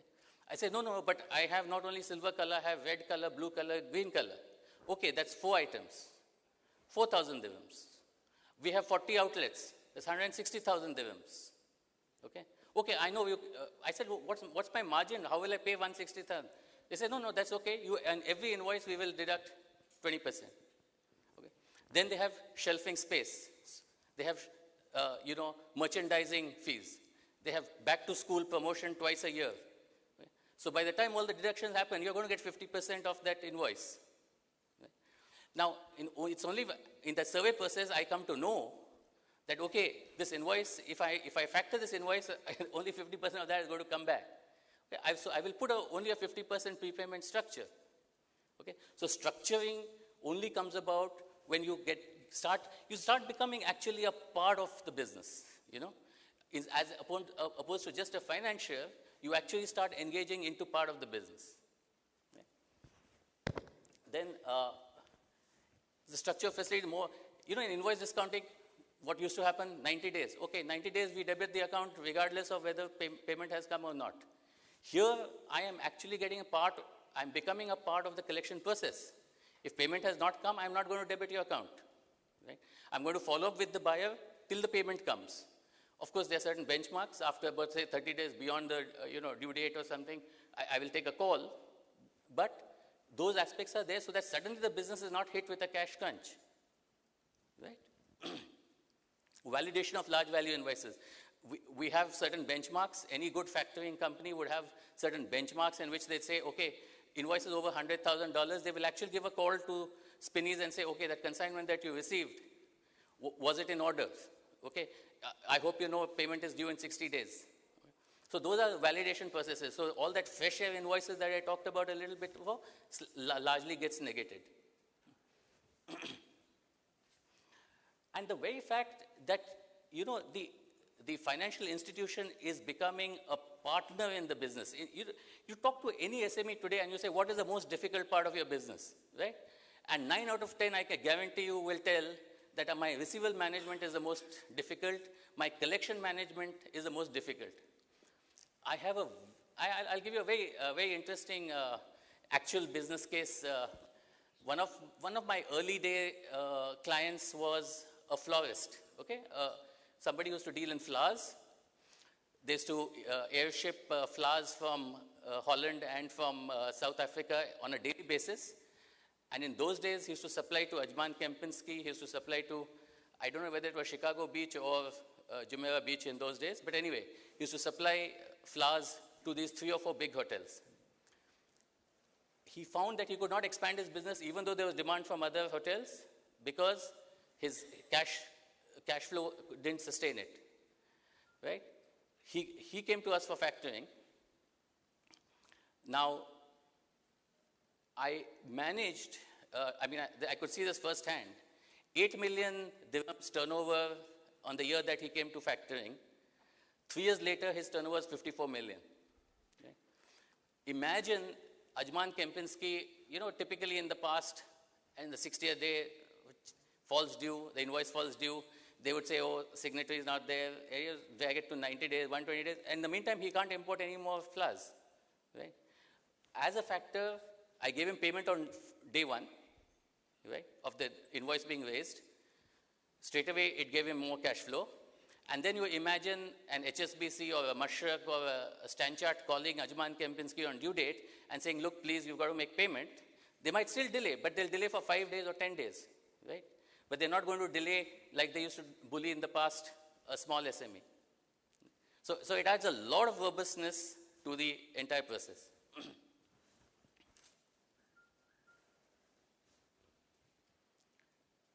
This more or less says some of the things that I talked about. It frees up liquidity in a big way. So it's really a win-win situation because on the one hand, it's giving a lot of comfort to the funder because he's getting to be a part of the business. There is no longer that lack of transparency. There's so much of control on the cash flow. The cash is actually coming into their account because it's been assigned to them. Okay, so if there's a delay, he knows the reasons for the delay to a large extent in most of the cases. To the trader, it releases, of course, liquidity. It adds a lot of value in the credit rating of debtors. See, imagine a factor, he deals with 2,000, 5,000, 10,000 debtors in the market. So if I say, I'm not going to take this debtor, it's a clear indication to the seller that, look, there's a problem with this debtor, don't sell. Or sell only up to this amount, they're comfortable only up to this amount. Okay, that's a huge value add to the trader. Cross-check, huge amount of time used to be spent on reconciliations. You know, between seller, buyer, there's always a little bit of, this credit note was raised on 15th, what happened to that, you know. The factor actually gets involved in these reconciliations. They actually run a parallel ledger. So the ledger of the seller and the ledger of the bank generally seem to match. This good cop, bad cop, once again, you can take the case of that florist. Okay, sometimes he would say, look, please put pressure. Even if they complain, they'll come to me. So you know, you actually better the relationship between the seller and the buyer because the factor acts as the bad cop while the seller can continue to act as the good cop. And he had about 4 or 5 people doing his collection management. After he took factoring, it was whittled down to only 1 because a lot of that collection activity and the ledgering activity had been taken over by the factor. And very, very important, especially in these troubled times, n number of times, I have seen sellers thanking their lucky stars that they took factoring because, you know, beyond a point when the buyer itself has run away, they have not been out of pocket. It comes for a fee, but it's sometimes well worth that fee. And yes, that last bit is very important. Actually, factors, because they become a part of the business, when they see, okay, he's Today his, Carrefour has opened one more branch, so he will need to increase his sales by another 4% or 5% or 7%. They will straight away increase that facility, factoring facility, because they've already got a track record. They've already built up a comfort level that we know exactly what is going on. So that in a nutshell. There are, of course, a lot of challenges to factoring in the Middle East, and some of them I've already mentioned, and I've just listed it over here. Okay, but the big improvements have been in the assignment laws. Assignment laws today, like I said, notification to debtor is adequate, and slowly the awareness. You will not believe it. My first factoring client was a chemical trader, right? When we sent out those assignment notifications, and I'm talking of 2004, okay, when we sent out that notification, a lot of the buyers got worried and called saying, what is this we have received from the bank? Is the seller gone? So we actually had an event like this one in a hotel, called all the buyers, and I put my hand around the seller, this chemical guy, and I said, look, we are partners, okay? And nothing is wrong with him. He's not into liquidation, and you all will continue to receive supplies. So from that time, when this was such an alien concept, we've come a long way. Okay? Now there's a lot more comfort in this whole process. There's a lot more awareness in the market. And the MNCs of the world are very, very comfortable, because generally MNCs have come from a Western background, so they are familiar with these systems. And for a bank, it is so comfortable to know that the risk is actually in some ways being transferred from that SME to an MNC. Right? Because after all, the MNC is going to be the obligor, he's going to be the final paymast. The credit rating agency, I don't think many of you in this room will appreciate how much work this Etihad Credit Bureau has done. Each of us are going to start realizing right from forget about your credit card payment history or your check return history. Even your utility bills are going to get captured. Your payment of utility bills, Etisalat and, Diva, etc., or Siva, is going to get captured by the Etihad Credit Bureau, and it's all going to add to your rating. Okay? So Etihad Credit Rating Bureau in the coming years is going to be a huge player. And it's going to add so much more comfort to the lenders as well. Credit insurance, earlier there used to be just the one player when I started. Now there are a whole slew of insurance companies that give, credit receivables. There are inadequacies, and, it's a process of evolution. Some of the, insurers are not so forthcoming in their claim payment. But those niggles are slowly getting sorted out, and we are certainly in a very positive direction on that front.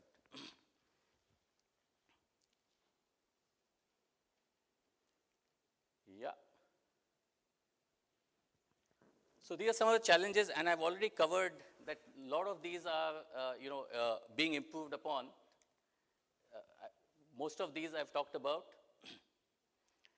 The last one is something that, there is still a huge paucity.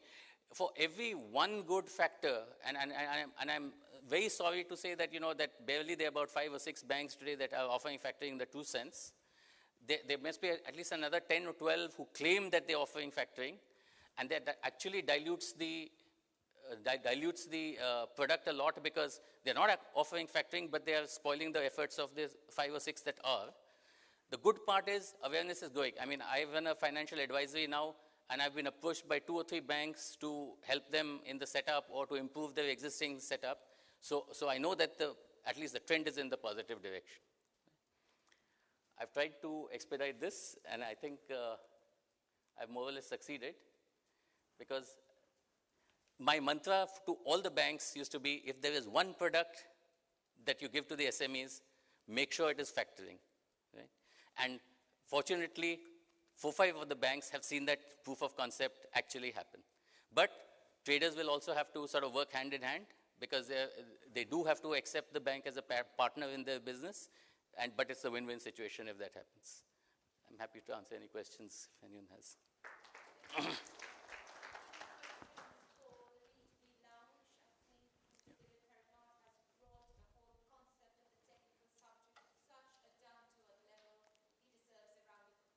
Thank you. Thank you. I'll take questions in the lounge later. But please stay there. We'd like to honor you for your time, your talent, your initiatives, your contributions to the industry. Mr. Anoop, Mr. Sajit, Ms. Monica, a gesture of appreciation, cameras rolling. Lunch is not far away. Hang in there. It's a tough day. That's what all business is about. Keep on moving, right? All right. In the meanwhile, I'm going to start preparing for UAE governance challenges and solutions for small and medium enterprises. Mr. Vijay Kumar Oja, Company Secretary of the Sharaf Group. Mr. Vijay Oja has several credentials to his talent. He is the Company Secretary, Governance, Legal and Compliance Officer of the Sharaf Group in the UAE.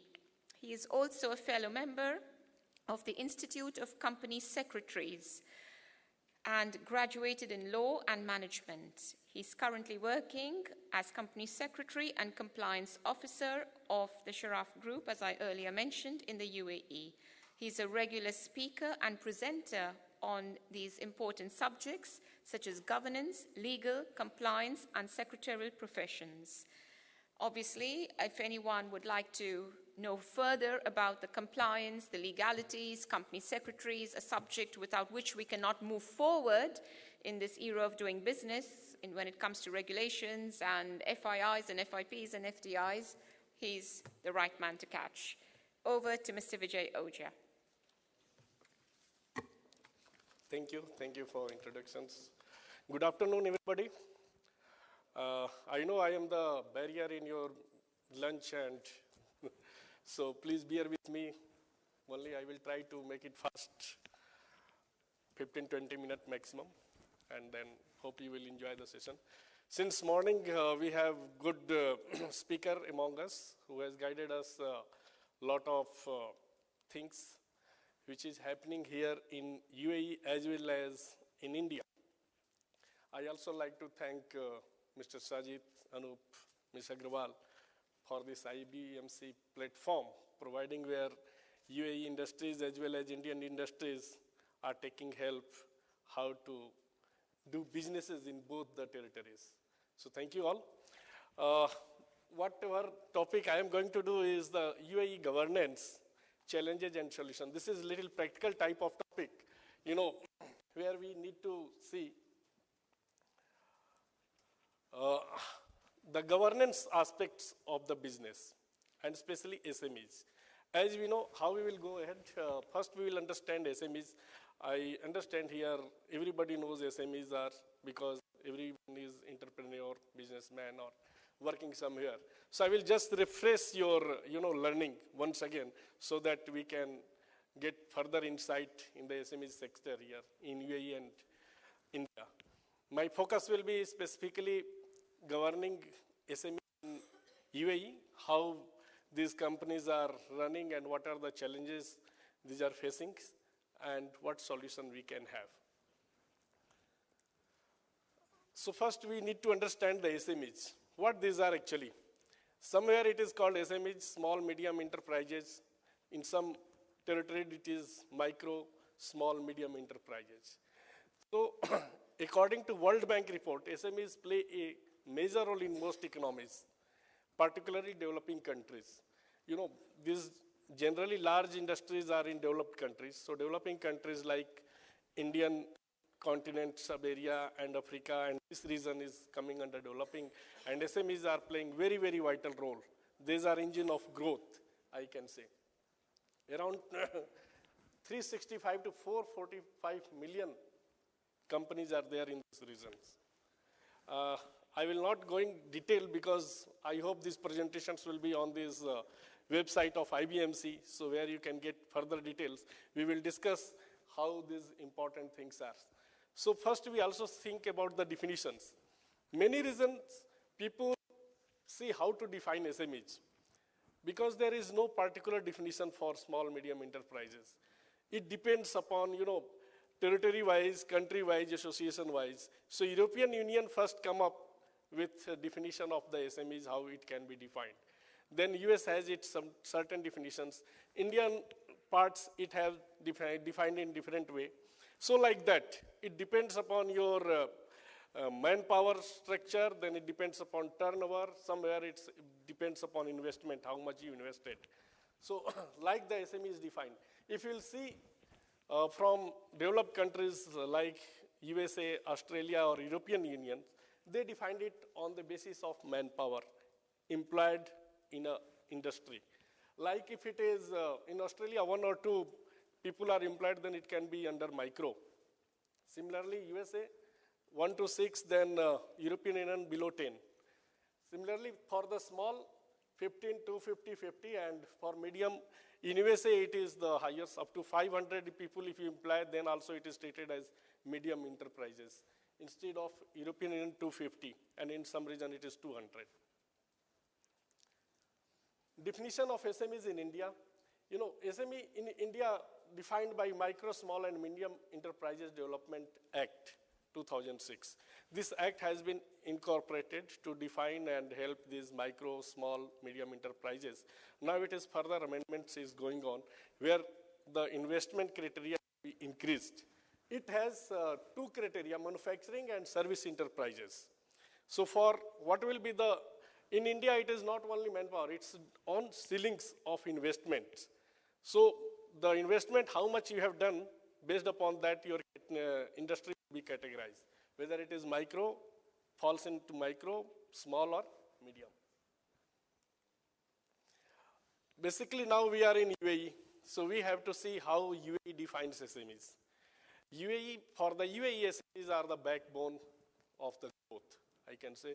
Here, as per this statistics center, Abu Dhabi Statistics Center, they defined one definition for SME, which is adopted by the Executive Council of Emirates of Abu Dhabi, and under which the employees working are micro industries are those where it is less than 5, then small industries where it is less than 20, so equal to or up to 19 they are coming under small. If it is up to 49, means less than 50, then it is coming under medium. And if it is more than 50, then industry is coming under large. So this is definition for Abu Dhabi. In UAE also, as we know, this is the M7 Emirates consist here, but mainly the biggest Emirates, Abu Dhabi, which is the capital of UAE, then the Dubai. Dubai SME is further developed. Even the Dubai government has specifically make one department under Dubai SME. It is known as a Dubai SME, which is a part of development of economic department, Dubai government. So they define more precisely about this SME. So they define it under trading, manufacturing and service sectors. First they put 3 criteria. So SMEs in trading sectors, SMEs in manufacturing sectors and SMEs in services sector. And they not only considered employees number, manpower, they also consider the investment, how much investment a company is making in the terms of turnover or how much its turnover is there, means how much business they are generating with the employees. So by this you can see the definitions. Micro, for trading it is less than equal to 9, but for service sector if it is less than equal to 20, then it is also considered as a micro. Similarly for small, if it is a trading company, it will be having less than equal to 35 employees, it will be treated as small. But if it is service or manufacturing, then it should be up to 100. So these are the definitions provided by this SME Dubai government. It further, they have some studied research and do some study. By that, they come out that almost 95% of the total enterprise in Dubai is from SME. You see how big the chunk is. So maximum companies here are the SMEs only, small and medium enterprises. and they employ almost 42% of the labor force here. We know here maximum expatriates are working, and out of that, our total workforce what we have, it's up to 40%, 42%. And contribution of SMEs in the value of Dubai government is 40%. So out of 100%, 40% trades or economy is generated through these SMEs. So we can assume or we can see how best SMEs are contributing and what will be the future for this. Again, recent, there is development in SME as a UAE government. They issued one cabinet resolutions, number 22 in 2016, which sets definition of SME for the purpose of UAE law, which will govern complete UAE law. So we need not to be confused because there are different definitions coming up, one for Abu Dhabi, one for Dubai Emirates, and one for overall UAE government, which is coming through these resolutions. But if we see, maximums are almost in the same range, like employees-wise and investment-wise, like 5 employees or 3 million annual revenues under micro for trading sector, whereas 5 employees or 2 million annual revenues for service sector. And actually this make, little simpler. In earlier we saw that the trading and service sector, there is a gap of number of employees. But this resolutions passed by UAE government, they make it more, similar category-wise definitions. And after that, they also constituted one SME council, which will review this after every 3 years. So in 16, suppose it is reviewed and definition has been made. After 3 years, this council will review what is the scope, how it is developing.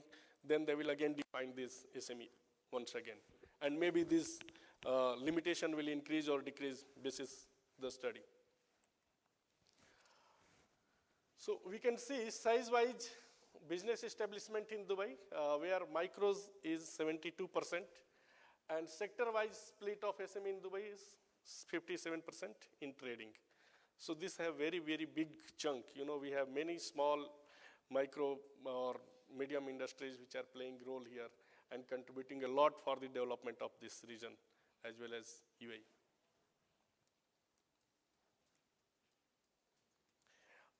UAE is giving big priority. Now the government is also realizing fact that yes, SME is going to play a vital role in this sector on the development of this Emirates or in these regions or everywhere where they are. So they have planned that till now the 60% contribution is going to be 70% by the 2021. So they have one is coming up 2020 Expo, through which they have already issued somewhere that the maximum procurement will be through SME. At least 10%. They reserved also for SME categories 10% procurement should be through SME sector, small and medium enterprises. So similarly, they have 2021 plan through which they want to develop SME sector more strong for the development of these countries.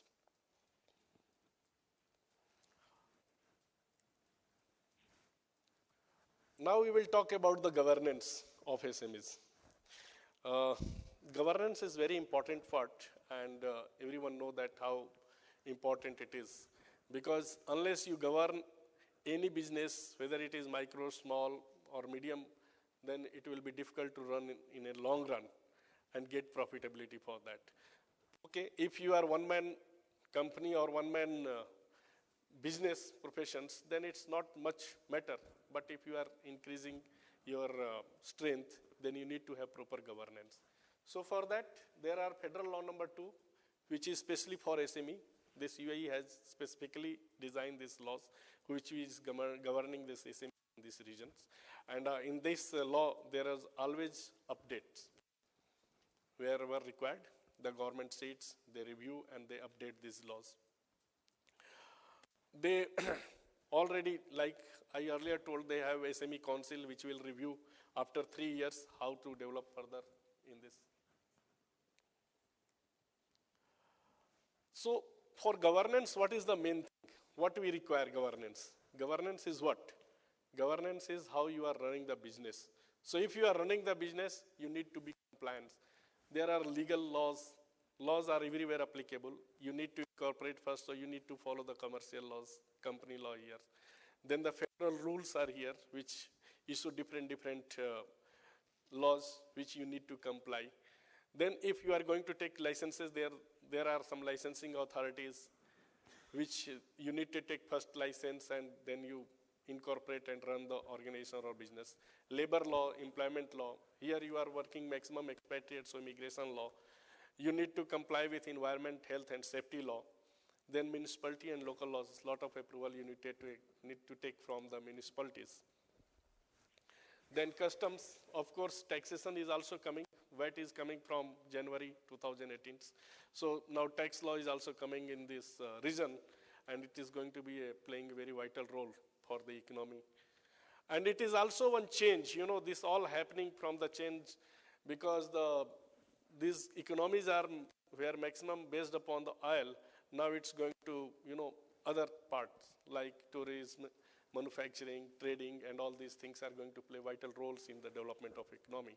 So when these are coming apart, World Bank is coming, money is required, so they need governance, they need tax, they need revenue, they need surety, yes, some incomes are coming.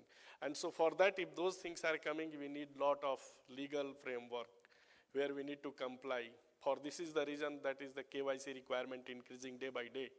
The people who are working here, they are facing a lot of issues in KYC requirements. Banks are asking so much. Although they are telling you, okay, we are going to liberalize a lot of things. But in practical, we are facing a lot of issues in KYC requirements. Because earlier they asked only one level, now they are going to 3, 4, 5 level till they reach the ultimate beneficiary owner of the fund or investor who is going to be the real investor of any organizations. So promoting importance of corporate governance. Corporate governance is a very big word I can say. It's running around the corporate sectors. Corporate governance. We need to put the corporate governance. What is that corporate governance? The corporate governance is nothing but a tools in the hand of management through which you govern the business in such a way that it will achieve its objectives. It will earn you revenue. It will safeguard the society. It will protect the interest of the stakeholders. So for that, the UAE government is also working accordingly. And with the help of Hakma Institute, who is the one corporate governance institute here, they helped SME Dubai to framework one corporate governance code. They have given 9 rules. They have given 9 major points which will be included in the corporate governance for SMEs. And companies are supposed to incorporate this in their ruling requirement. If you want to run a business, better you should go through these corporate governance standards. Like first, adopt formal corporate governance framework. What it mean? It means you have clear vision and business plan. What you are going to do, what is your business, who all will be your customer, which geography you are going to run the organizations. Then clear roles of directors and managers. You need to have board of directors or managers who all are assigned. Maybe if it is very small, you may not need, but yes, you need to have clear defined role and responsibilities. Then conduct of succession planning process. This is very important aspects for this region particularly, where the family-owned businesses are running too much. We are still see the family owners who has started in first stage, they are still running the business, and now it's very difficult to come to the second generation and third generations, and then continuing on. So for that, succession planning need to be made in such a way that it smoothly run your organizations. Then you need to have established a timely and open flow of informations. Informations are very much important. How sometimes we feel here lack of transparency, but if you have to implement corporate governance, you need to govern the MSMEs properly. You need to have proper flow of communications. The communications flow from the top to the bottom. Similarly, it should happen from the bottom to the top it goes. Like the management, like the board of directors, if they communicate any policy, they want to communicate, then the execution level, ground level should also have same information what is the top level. So that we need to ensure how it will be possible. Set up a formal board of directors by clearly defining the rules, their role, their responsibilities, their accountabilities, how they are going to manage the policies, how they are going to act on given situations. It should be properly defined. And provide them support as well. As many times it happens, okay, you have board of directors, but they are teethless. Means there is no power to the board of directors. Whatever the owner will tell, board has to, yes, they have to sign and execute the things. No, when you are making the board of directors, you give them authority, you give them power, you give them vision, because those are the people who are going to be the responsible. Earlier, this Companies Act here was not having such requirement, but recently when the Companies Act changed in 2015 and coming effect from 2016 already in place, they have given clearly inserted a clause that manager or board of directors are responsible for the company's business and they are liable. Earlier there is no such liability clauses are there, but now these Companies Acts are also making. Although in India and or other jurisdictions like European Unions and UK, we have the liabilities to the board of directors, which was not here, but now it's coming in place. Now it is here. Your memorandum should have clearly defined, and it states that yes, the general manager or the board of director is responsible for its act or for his act. So by this way, liability is coming. So the board of directors need power. They need transparency. They need authority. So how it come? You need to give clear mandate to the board. Then maintain a credible book of accounts. This is very, very important things, because the book of accounts, you need to adopt a good standard, framework, accounting standard, international accounting standard, which is acceptable to all. Like SMEs, why they are facing problem in getting fund? Because they have not maintained proper book of accounts. Bank will ask you, okay, give us 3 years financial statements. If you have not maintained proper financial statements, you are not going to get any funding from the banks. So books are, your credit worthiness. They will, yes, these SMEs are working very properly and they have book of accounts and now they can show anybody. Although here the requirement is not there, you need not have to file annual accounts to any authority, but it will come slowly in place when governance is coming. But as your knowledge, as your control, you should have your book of accounts proper, and it should be audited by a good auditing firm. Similarly, set up an internal control.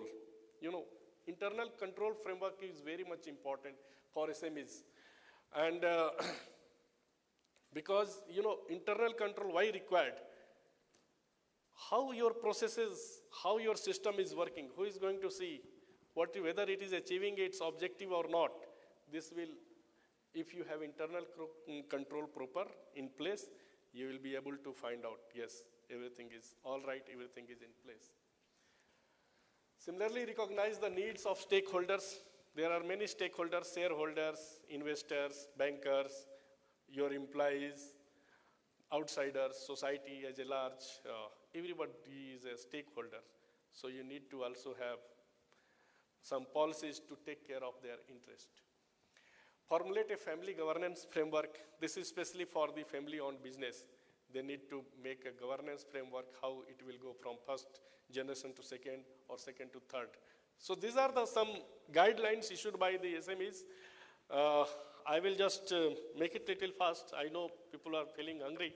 So now the challenges. What are the challenges? Like many of our friends earlier discussed, for SMEs, first challenge is getting funds. So their KYC requirements and all these things are now very lengthy process. So that is one challenge. Then organizational structure and complexities, dearth of clarity, then organization values, visions, lack of support from the regulators, lengthy decision-making processes, lack of accountability. These are few challenges. You may face more challenges in real practical life when you are going to organizations. Like logistic supports, you will not find the communications, methodology, discussions, or policy access, all these things. So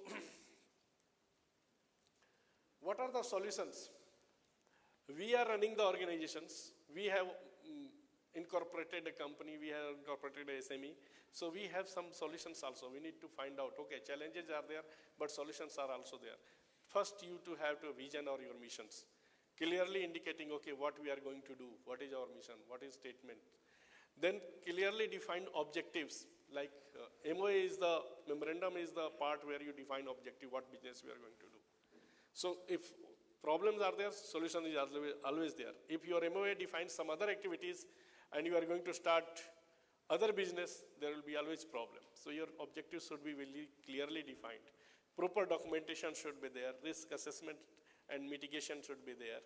Then training and development of your staff, organization, peoples is much important.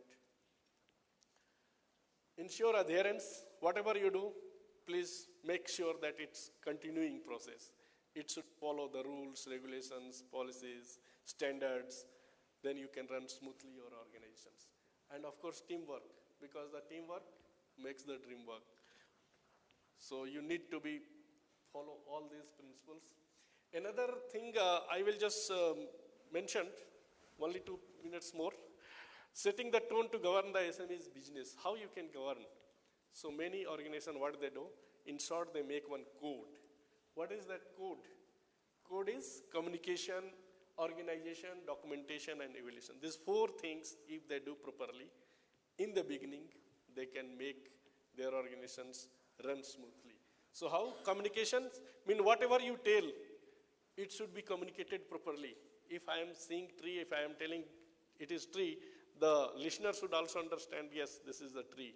Communication is barrier in this region because somewhere many people who are expatriates, they don't know Arabic, but English is the language which bridges the gap everywhere.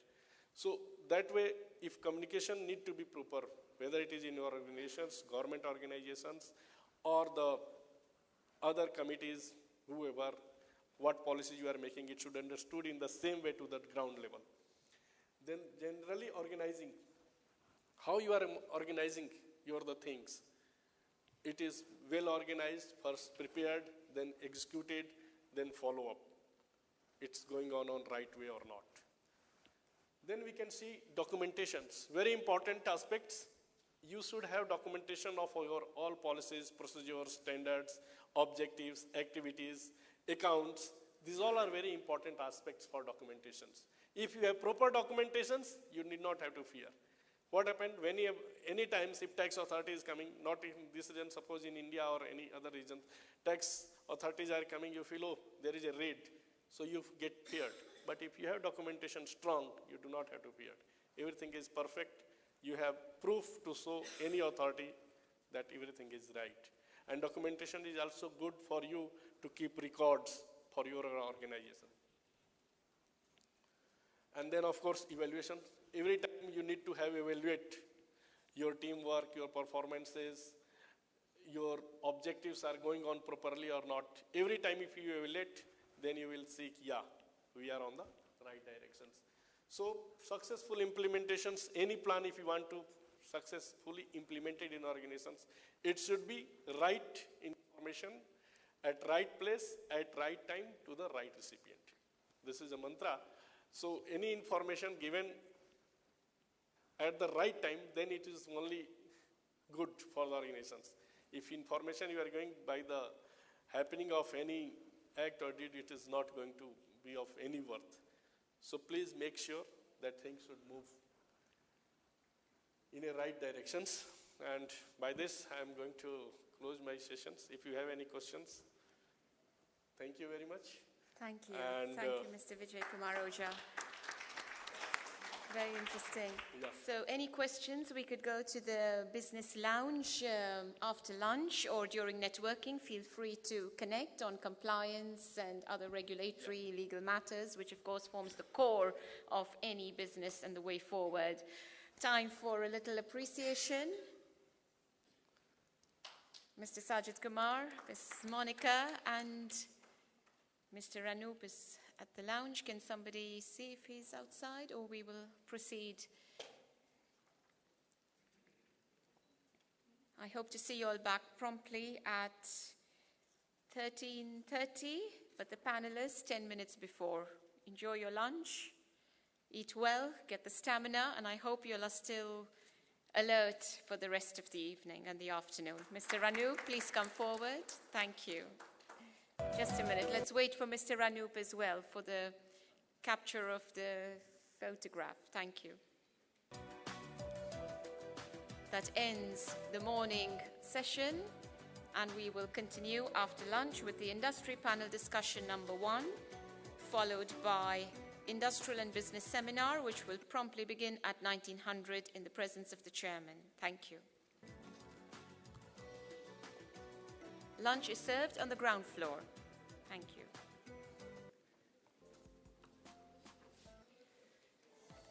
Welcome to IBMC UAE.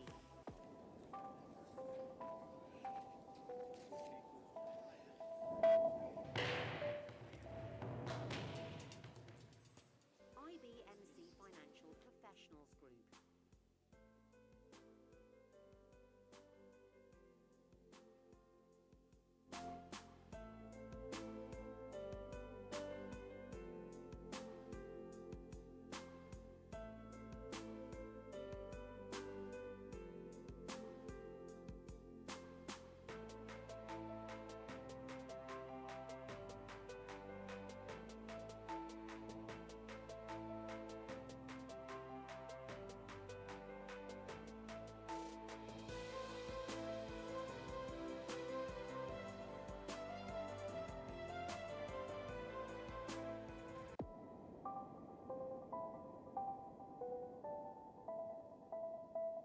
UAE India B2B Centre, the gateway of international business and investments.